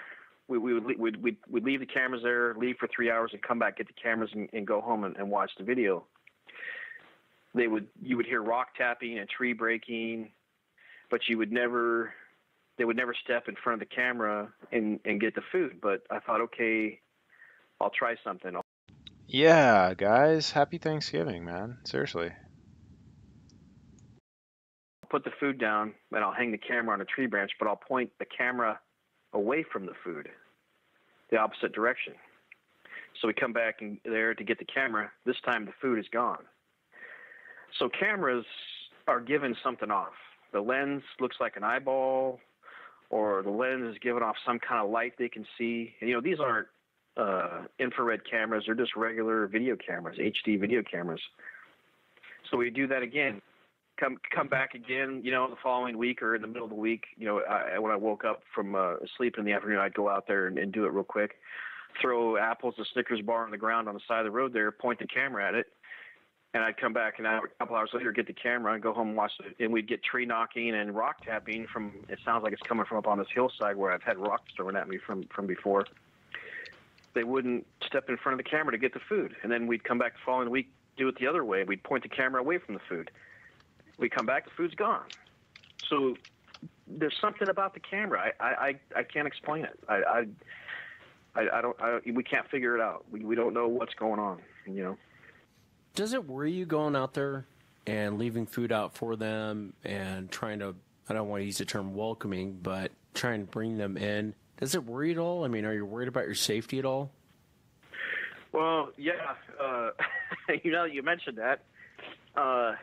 That same spot where I've been doing that, that researcher from Canada, when he spent 2 days with me out there, on the end of the second day, I took him back to his car, and he said, "Hey, I've got these trail cameras. It's called a plot watcher." He goes, "They're just sitting in the trunk of my car." He goes, "I'm going to give you one." He goes, "Go out there and hang it somewhere where you think you might be able to get some footage." And I said, "Listen," I said, "I don't think game cameras are going to work." I said, They see them. There's something about them sticking out, or they give off light or noise or something. I said, they won't work. He goes, "Well, would you do me a favor and just hang it?" I said, yeah, I'll do it for you. I'll hang it for you. So that was at the end of April, and so I'd called my buddy who I'd been doing all the research with, and he was busy, and it was now it's like 2 weeks later, he gave me the camera, and I still hadn't hung it yet. So I was just like, I was telling my wife, she goes, "Well, I'll go out there with you." And I said, "No, I'm not going to put you in harm's way. I'll just go out there on Monday morning." It was May 16th. I thought I'll go out there and I'll just walk back in the woods there about 100 feet where I've been leaving that food, and I'll hang the camera and leave real quick. I said, they'll never know I'm there. So I left early on Monday morning, and I got out there at sunup, and I parked my truck. What I initially thought was like a half a mile, but I ended up being like 1.1 miles. I figured out later, but parked my truck back about a mile, and the sun had just come up, and I put my backpack on, and in my backpack I had a bottle of water, some paracord, I had his camera, and I had a 44 mag on my hip, and I thought, I'll walk in here real quietly, and they won't even know I'm here. They won't know I know there's a sentry or a lookout up on top of that hill that's watching the road, because with all the rock tapping and tree breaking and rock throwing I've had at me from up there, and I thought I'll just go to that spot where I dropped the food, and I'll walk in and hang the camera. So I walk in real slow, and it took me like 45 minutes to walk the mile. I would stop and listen. And I get to the spot where I've been dropping the food on the side of the road, and I walk in, and I start to walk in, and I get about just over 20 feet in, and it's real thick moss, and it's hard to walk through this stuff. And I'm thinking, okay, I'm just going to walk back here and hang it. And so then after I get about 20 feet in, I notice I'm looking down where I'm stepping. I see movement in front of me from a dark figure, and I look up, and from this big tree out steps this older juvenile Sasquatch. And then from a tree on the right, about 7 or 8 feet away, a smaller juvenile Sasquatch, about 5.5 foot tall, steps out, and they're about 15 feet from me, and they're both standing there just staring at me. And this whole encounter lasted maybe 30 seconds, but a million things ran through my mind in that 30 seconds. So, can you describe what they look like? Yeah, I initially looked at the smaller one for like 3 seconds, and I realized he wasn't a threat, but he was about 5.5 foot tall, maybe looks like a teenager, maybe a stocky teenager, but maybe about 170 pounds, and the hair on them was all black. It was short black hair, and they had a weird-looking, conical-shaped-looking head and were kind of small ears. The ears were just proportionally small to the size of their head. And then it had the same kind of facial features as the first one, but like I said, the first one I saw didn't have any hair on its face. These had hair on their face, but except around a little bit of area around the eye. The nose didn't have any hair on it, and the area around the mouth didn't have any hair. But the hair was black, and the skin color was a grayish color. And so, like I said, I looked at the small one, and I thought, he's not a threat. This bigger one, the bigger one was like maybe 6'3", 230, 240 pounds, and he didn't have, I say he looked like a NFL wide receiver or an NBA basketball player, because he was real lean, but he was solid muscle. He didn't have mass yet, but he was just cut muscular. And so he looked the same way. He had the same kind of shaped head. They looked identical, but just a larger version, But the bigger one was more muscular. So I immediately, he's standing there staring at me. I took a step back. He took a step towards me, and then the smaller one took some real quick steps and got behind the bigger one. So then I didn't see the smaller one at that point. So then now I'm like, man, what am I going to do? And I remember looking down at the bigger one's fingers, because his hands hung down all the way to his, in his thighs, almost to his knees. And I remember the fingernails were yellow, like, I don't know if he had nail fungus, but it would be something similar. The nails, they were like yellow nails. And so I'm thinking, oh man, what am I going to do? So I took another step back. He took another step towards me. And this time he didn't open his jaw, but I've seen apes do it. I went and watched some stuff on YouTube. Chimps and apes, he opened his lips in this weird gesture and growled at me, and I could see his teeth. He's like, and his teeth were like human teeth, but bigger, like horse teeth, kind of flat and square, but they were yellow and brown. And so when he growled at me, I immediately turned. I'm a disabled vet. I walk and I jog. I can't run. I kind of make a limping jog, but so I'm only good for hiking like maybe 4 or 5 miles. But I turn and I start to make a move towards the road, and I take one step, and he is right on me. I mean, not touching me, but I can feel him. He's right behind me. I can hear him breathing. He's right behind me, and I'm trying to get to the road as fast as I can. And as soon as I hit the gravel on the edge of the road, he hit me between my shoulder blades, and he hit. I had a heavily padded backpack on, but I think the backpack relieved some of the brunt of the blow. But he hit, I don't know if it was a fist or the palm of his hand or a forearm, but I think it was the palm of his hand. But it was like a push and a hit, and it did kind of hurt. But he hit me between my shoulder blades, and I thought, man, he's going to kill me. And I went head over heels, and I landed on the opposite side of the road near the ditch, and I landed on my left side. I had a backpack on, so I'm trying to roll. I'm grabbing for my 44 mag, and I'm unsnapping it, and I'm see out of the corner of my eye, he's now over my right shoulder, about 2 to 3 feet away, and he starts to walk past me, and he gets about halfway across the road, and I start to pull my gun out, and I'm thinking, I'm going to put 6 in his back, but then I thought, he's walking away, he's not a threat at this point. As he's walking away, I'm looking at him. He's got these massive muscular calves, and his thighs are solid muscle, and his buttock is muscular, but the hair on his butt has got some feces on it. And then his back is this V-shaped back, and then I can see the muscles in the backs of his arms, just his shoulders are muscular. And he just walks away, and as soon as he stepped off the road, I snapped my holster and got up, and I made a limping jog back to my truck. And I was thinking the entire time back to my truck, I'm like looking around me constantly, scared out of my mind, like at any point they're going to jump out of the woods and rip me apart. And I made it to my truck and threw my backpack in the back and tore out of there. That's terrifying, man. I think you're pushing your luck out there. And I know you keep saying the researcher from Canada, and a lot of people might be wondering. It's obviously John Bendernagel. And John's a friend of the show. And yeah. John doesn't go out to areas unless he thinks there's something to it. He's not going to make the trip from Canada to Washington unless he thinks there's something to it. And I know with a lot of your right.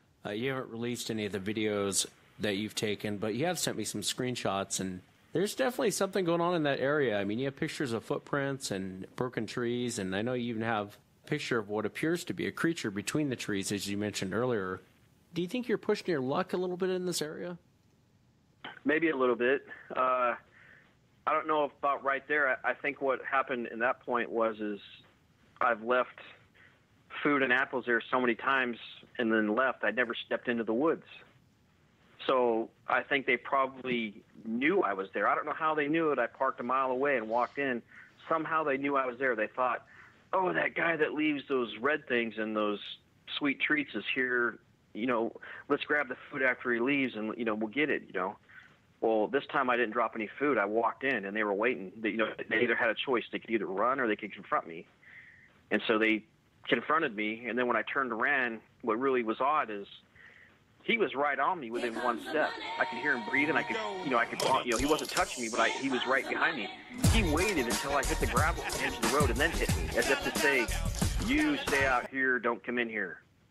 That's what I think, because he could have killed me. He could have ripped me apart. He wasn't a massive one. Like I said, he looked like an older teenager, an older juvenile is kind of the impression I got. Be careful leaving food, because you might just be simply leaving food. They might be looking at it as a tribute. I know the area pretty well that you're talking about. I know the general area pretty well. And it traditionally does have a hotbed of activity. I mean, I do get a lot of reports from that area, from hikers and campers. And, there's a lot of waterways through there. There's a lot of brush to hide in. There's tons of food. If I was one of these creatures, that's the area I would hang out, because there's so many places to hide and the food is pretty endless. Tell us about the Memorial Day weekend. Yeah, so when I tore out of there, I was like a 30-minute drive to get to cell phone range, and I called my buddy, and I told him. He's like, man, you went out there alone? And I said, well, dude, I had to go hang the camera for John. I felt guilty, and I said, yeah. I told him. He's like, man, we got to get revenge. And I said, no. I said, they just sent me a message. They hit me as if to say, don't come in here. So then a few weeks later on Memorial Weekend, we made a plan to go out there, and we were going to camp back at the bridge, like where I parked the truck, and see how far down towards the main river they're willing to come. So then it rained a few days prior to Memorial Weekend, and we got out there, and that area is heavily shaded, so there was a lot of mud there. And I told them, man, I'm not going to camp here in the mud. I said, I can't go in here right now. I'm not ready to go back in there where all this happened at. I said, let's turn around. Let's go back down the main Forest Service road along the bridge, and let's find some way to get back down onto the water and look for footprints on the sand. So we drove back down this Forest Service road, and that day on Memorial Weekend, it was Saturday. It was really hot. I remember it was in the mid to upper 80s. And so we drive back down this Forest Service road, and we find this primitive dirt road that looked like an old road, and it was kind of overgrown, and it went back through the trees towards the river. So we drive down there, and we're like pushing through branches with this truck, like breaking tree branches, and we come to kind of this clearing about 60 feet wide by about 100 feet long, and there's like this old primitive campsite there. So we get out of the truck, and there was like an old fire ring. looked like it had nobody had been there in 3, 5, maybe 5 to 10 years or something. There was like a old like cook stove, like a Coleman cook stove that was kind of rusted, and then there was an old lantern there, and there was like weeds all growing up around it, and there was like an old tent that was all weathered and holes in it and faded, and there was an old stack of cordwood. It looked like somebody abandoned their camping equipment, and so we parked there, and there was this trail. We could tell it was kind of overgrown. It looked like it cut back towards the woods, towards the river. So we put our backpacks on, and I got our cameras going, and put our sidearms on. We walked back through this trail, and it goes about 125 yards, and it's kind of winding up and down these kind of small slopes. And we end up right on these sandbars on the river. So then we walked the river on these sandbars for a few hours, and we found some tracks.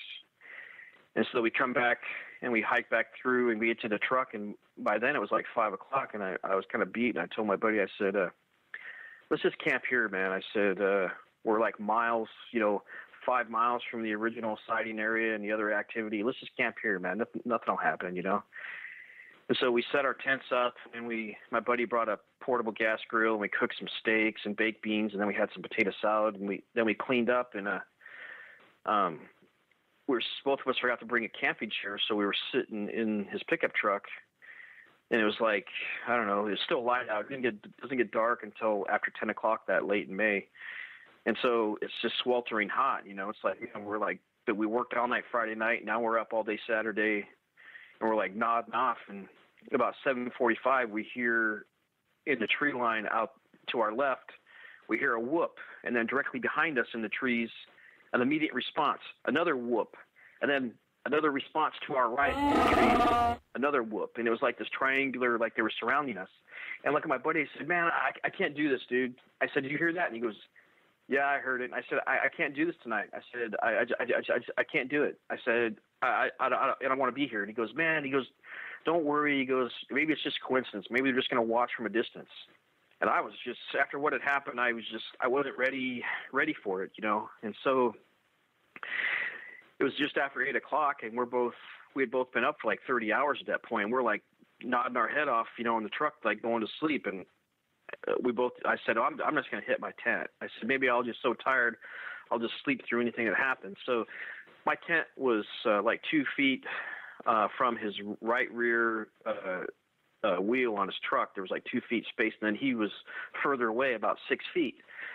So I climb in my tent, he climbs in his, and I'm only in my tent maybe 3 minutes. I'm laying on top of the sleeping bag because it's so hot out, and I hear this thump on my tent. I'm like, what's that? And I hear another thump, but this time I see this indentation hit my tent.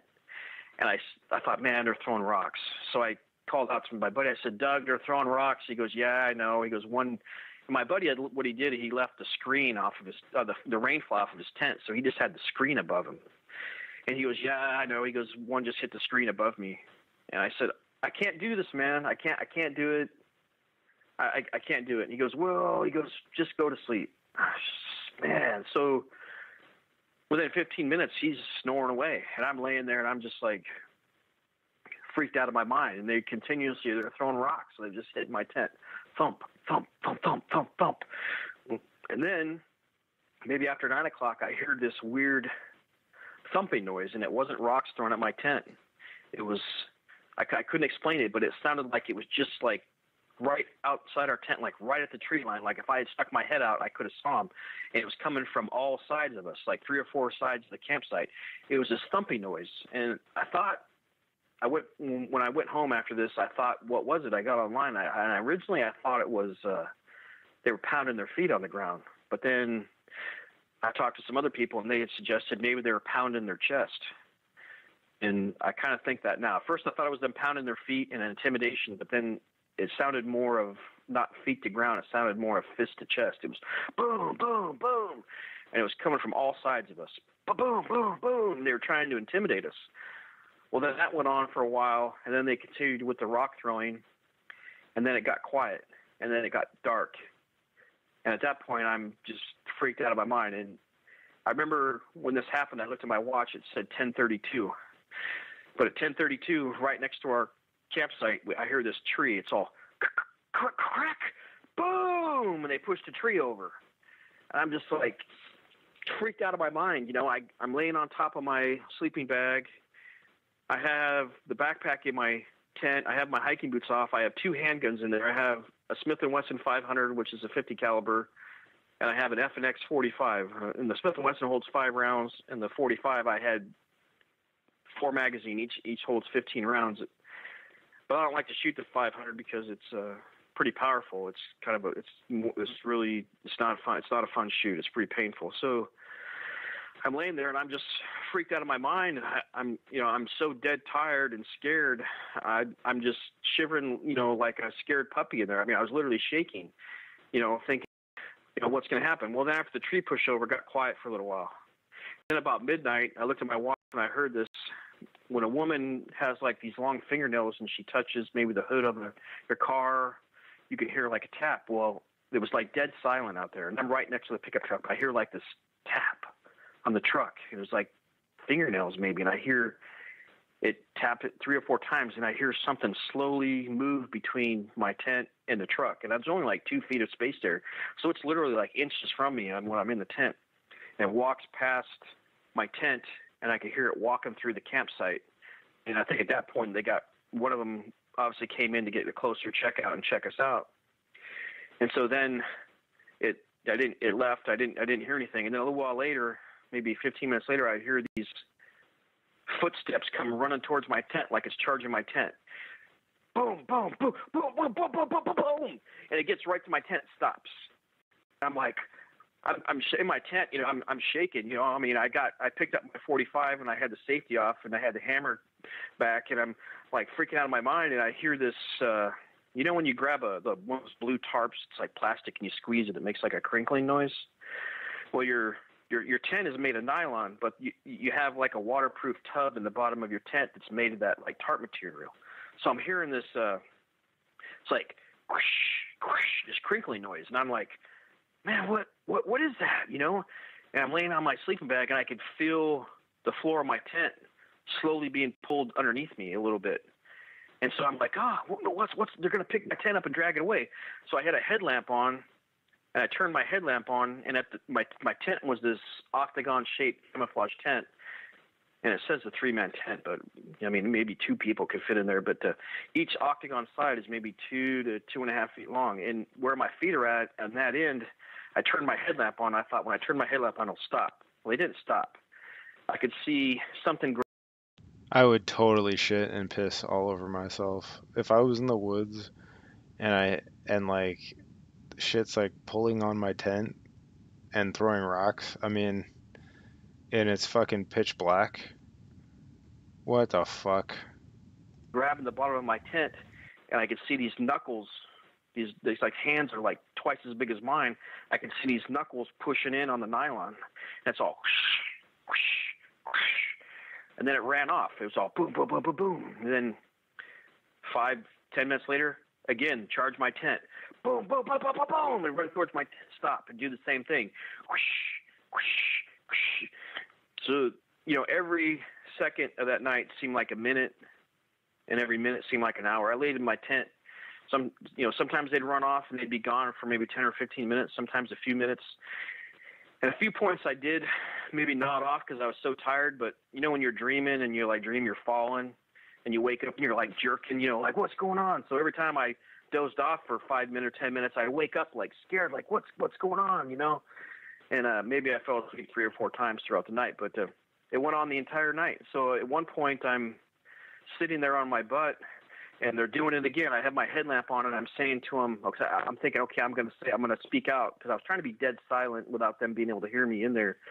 And I speak out, and I'm like, leave me alone, just go away, leave me alone. I mean, I was freaked out. I mean, I felt like just this little scared kid, And that went on till about 4:15 in the morning, and then it stopped. The light, I could just barely see light coming up through my tent. And I'm laying in there just waiting. I thought, so then about 5 o'clock, I hear my buddy rustling around. I hear the zipper on his tent open up, and I said, hey, Doug, are you up? And he goes, yeah. And I said, you're out of your tent? He goes, yeah. And I said, do you see anything? He said, no. So I put my hiking boots on, and I put my Smith & Wesson 500 in my backpack, and I grabbed my 45, and I said, hey, unlock your truck. He unlocked his truck, and I got in, and I locked the door.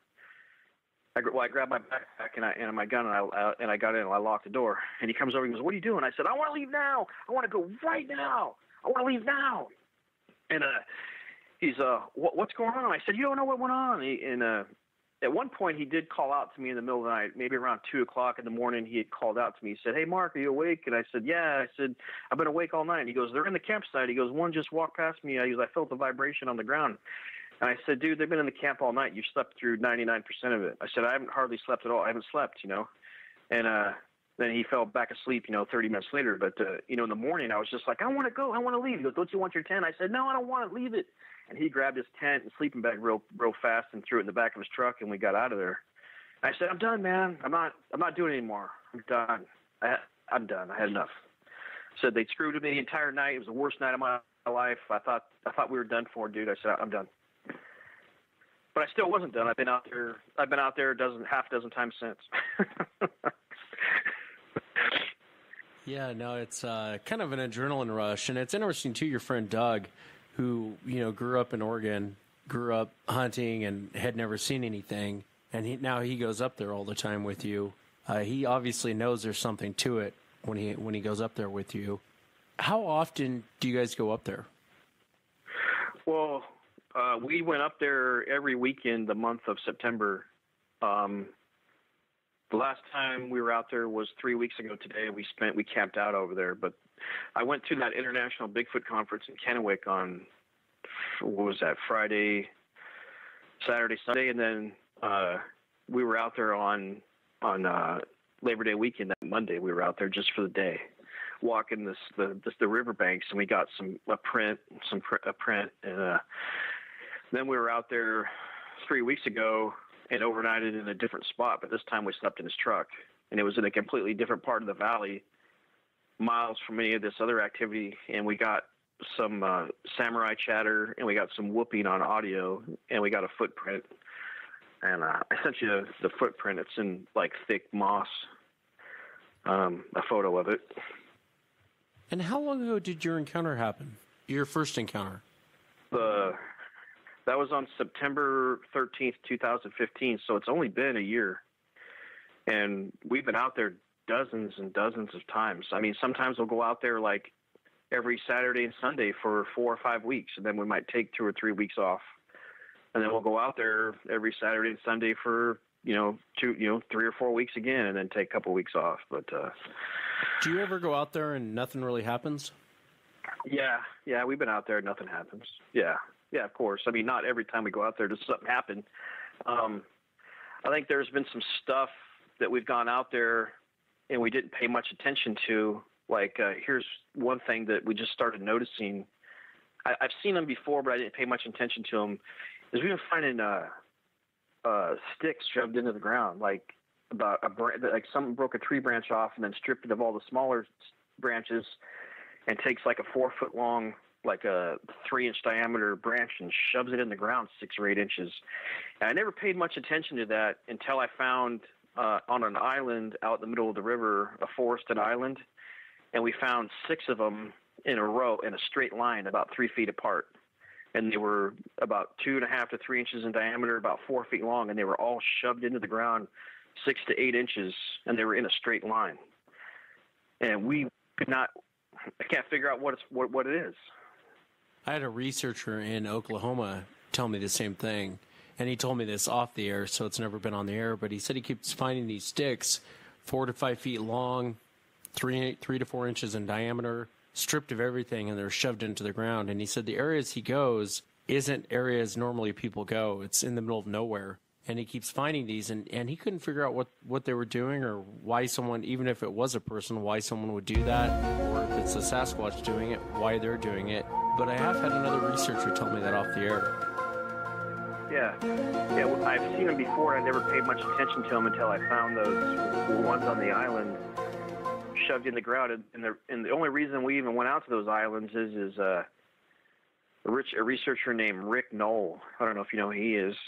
He he was involved in the Skookum cast. He lives near me, and he came over, and I showed him a bunch of my video and audio, and he was kind of amazed, and he told me that him and his research partner believe that these islands in the middle of the river are used as nurseries for females and their young, where the females can leave the young out there and then wait, cross the river off the island into the woods, get food, and come back, where the young might be safe. They're waterlocked. They're locked in on the island. And some of these islands, this one island we were on where we found those sticks shoved in, it's probably 40 yards wide and probably 125 yards long, and it's surrounded by water. And Bueller. we had walked out there. Bueller. The water was probably a foot Bueller. deep. On one side of it, it was kind of Well, you're shallower, getting slower repaid for getting scared there, Hound. Congrats, buddy.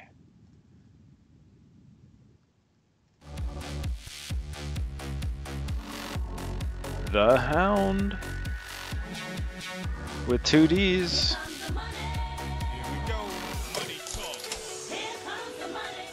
And that's it for tonight, guys.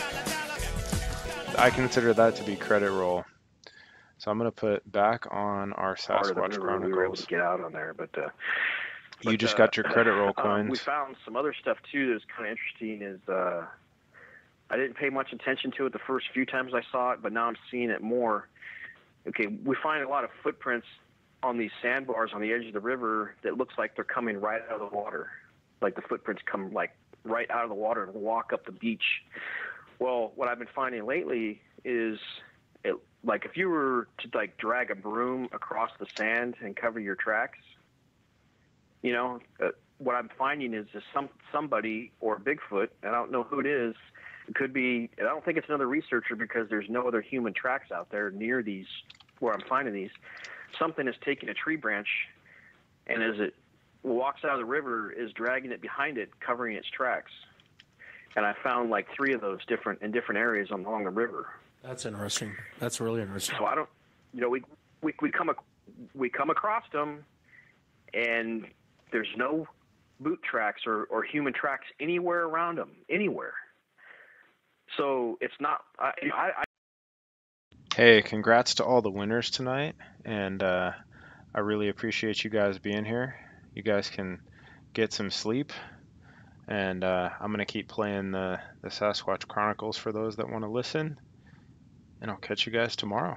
Have a great Turkey Day, and just remember, when the family drama kicks off, and you know it will, just stay cool, stay calm, and keep your head straight. Have a great holiday, guys.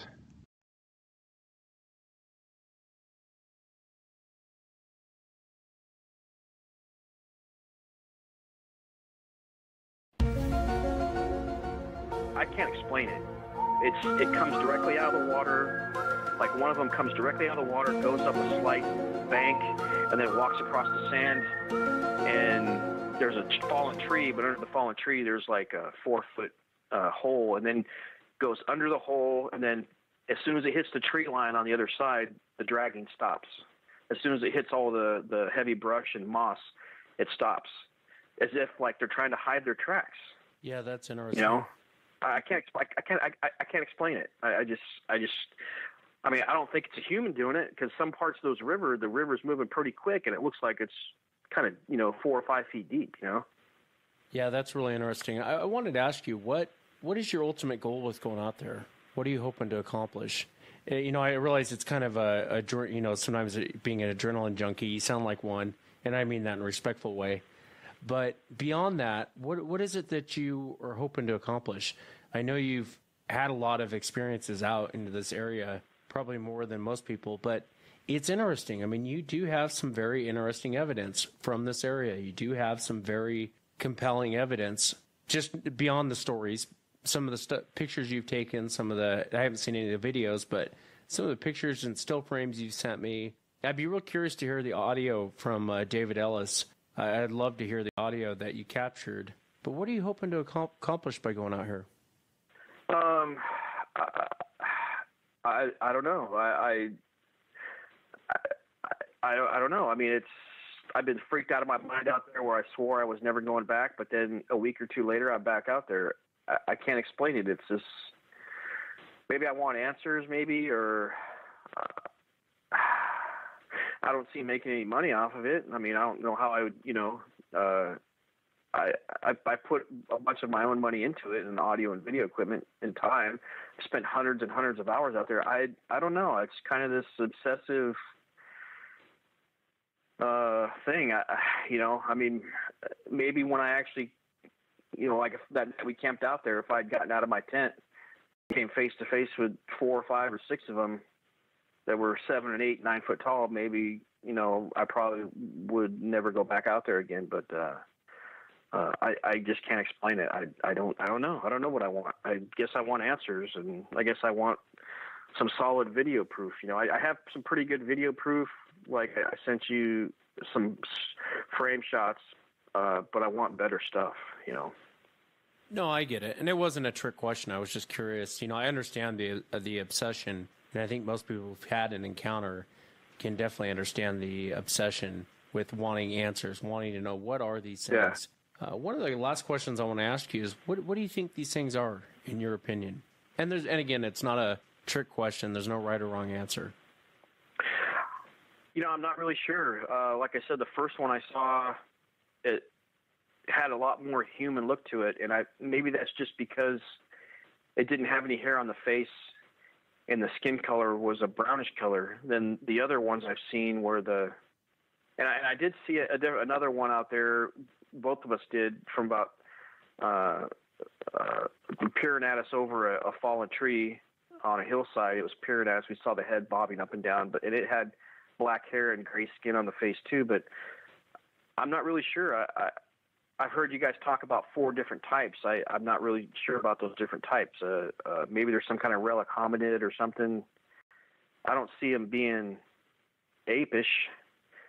It's like some people think they're Gigantopithecus. I think they're more towards the human end of it than the ape end of it.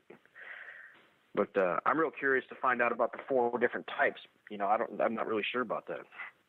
It's interesting when you start really talking to people about what they saw. It's never really the same in the face.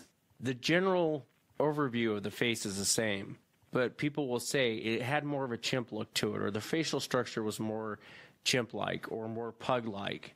And then you talk to other people and they'll say, well, no, I would say more ape-like, but it did have a human nose. And then you talk to some people and they're like, hey, this thing looked like a human, just with a big hairy body. The rest of it looked like human in the face. Like I was telling you, the forestry worker I know that just had an encounter out there, he said he reminded him of an old man. He said it had gray silver hair, and it was huge, and it reminded him of just like an old man, an old broken down man, but the thing was built like Arnold Schwarzenegger. I mean, it was huge. And so it's interesting to get people's different takes on it. Yeah, definitely the first one I saw had a more human look than the other ones. Like I said, the other ones, I don't know if it was just because they were black and had gray skin or what, but the first one, there was no hair on the face, and like I told you, it looked like an old man. It's really, really, really strange, and I never even smelled anything. I didn't smell any odors. I went out there with that retired Fish and Game wildlife veterinarian in mid-July, and he's a big game camera guy, and we've kind of become friends, and I've given him, told him where activity has gone at, because I know he's not going to tell anybody, but he likes to hang game cameras, and he wanted to go out there on a weekend, and he wanted to overnight, and he couldn't get anybody to go, and he asked me if I would go, and I said, I'll go with you. I said, I don't believe in game cameras, but, I'll go along. I'm not got anything going on. So he went out there and hung these 10 game cameras, and we were trying. It was mid-July, and we were trying to find a place to lay our head for the night. We went to a regular where you pay to camp there, and it was full. So then we drove further in, and we found this area off the side of the road where it was kind of a wide opening, and there was some people in there with a tent at one end of it, and we camped at another end of it about 125 yards away. And it was about 8, I'd worked all night Friday night, and now I was up all day Saturday with him. So around 8 o'clock, I told him, I said, hey, man, he wanted to sit by the fire and talk. I said, man, I'm like beat. I got to go to bed. So at 8 o'clock, I turned in, and I woke up just because I'm used to only sleeping about 5 or 6 hours. I woke up about 1:45, and I was laying in there. I looked at my watch, and it's pretty quiet out there. I thought I heard something walking around my tent, and I was just like, I didn't really think much of it, and then I heard like a little small snap, and it was like right near my tent, like a small little something stepped on something and broke it. And so I'm laying there listening, and after about 15 minutes, I could hear it was walking around my tent like 3 times, and then I smelt this strange odor. I never smelt anything like it in my life. It smelled like, and then it got really strong, and it was like almost made my eyes water. It smelled like rotten meat and feces. And I just laid there I turned my headlamp on, and I didn't hear anything after that. And then I eventually went to sleep a few hours later and woke up in the morning. But I never smelled. I can't say what it was. I'm not sure what it was, what the walking around my tent was, and what the smell was. But the smell was overwhelming. I maybe it was a Bigfoot. I don't know. So. Well, be careful when you're out there. The other thing is if you can get a thermal camera, and a lot of them do record. If you sit inside of a tent, it'll see through the tent. It'll see through really? like it's not there. Yeah. If you get a good thermal camera, and not even a good one, if you get a cheap one, the better ones when they record more detail, but you can get a cheaper one, and you can actually sit inside of a tent, record, and it'll see through that tent like it's not even there. Okay. Yeah, that sounds good. I'll get some money together and get one, but yeah, so we're probably, we might go out there next weekend if the weather's good, it just depends. So, well, keep us up to date, and I appreciate you coming on, man.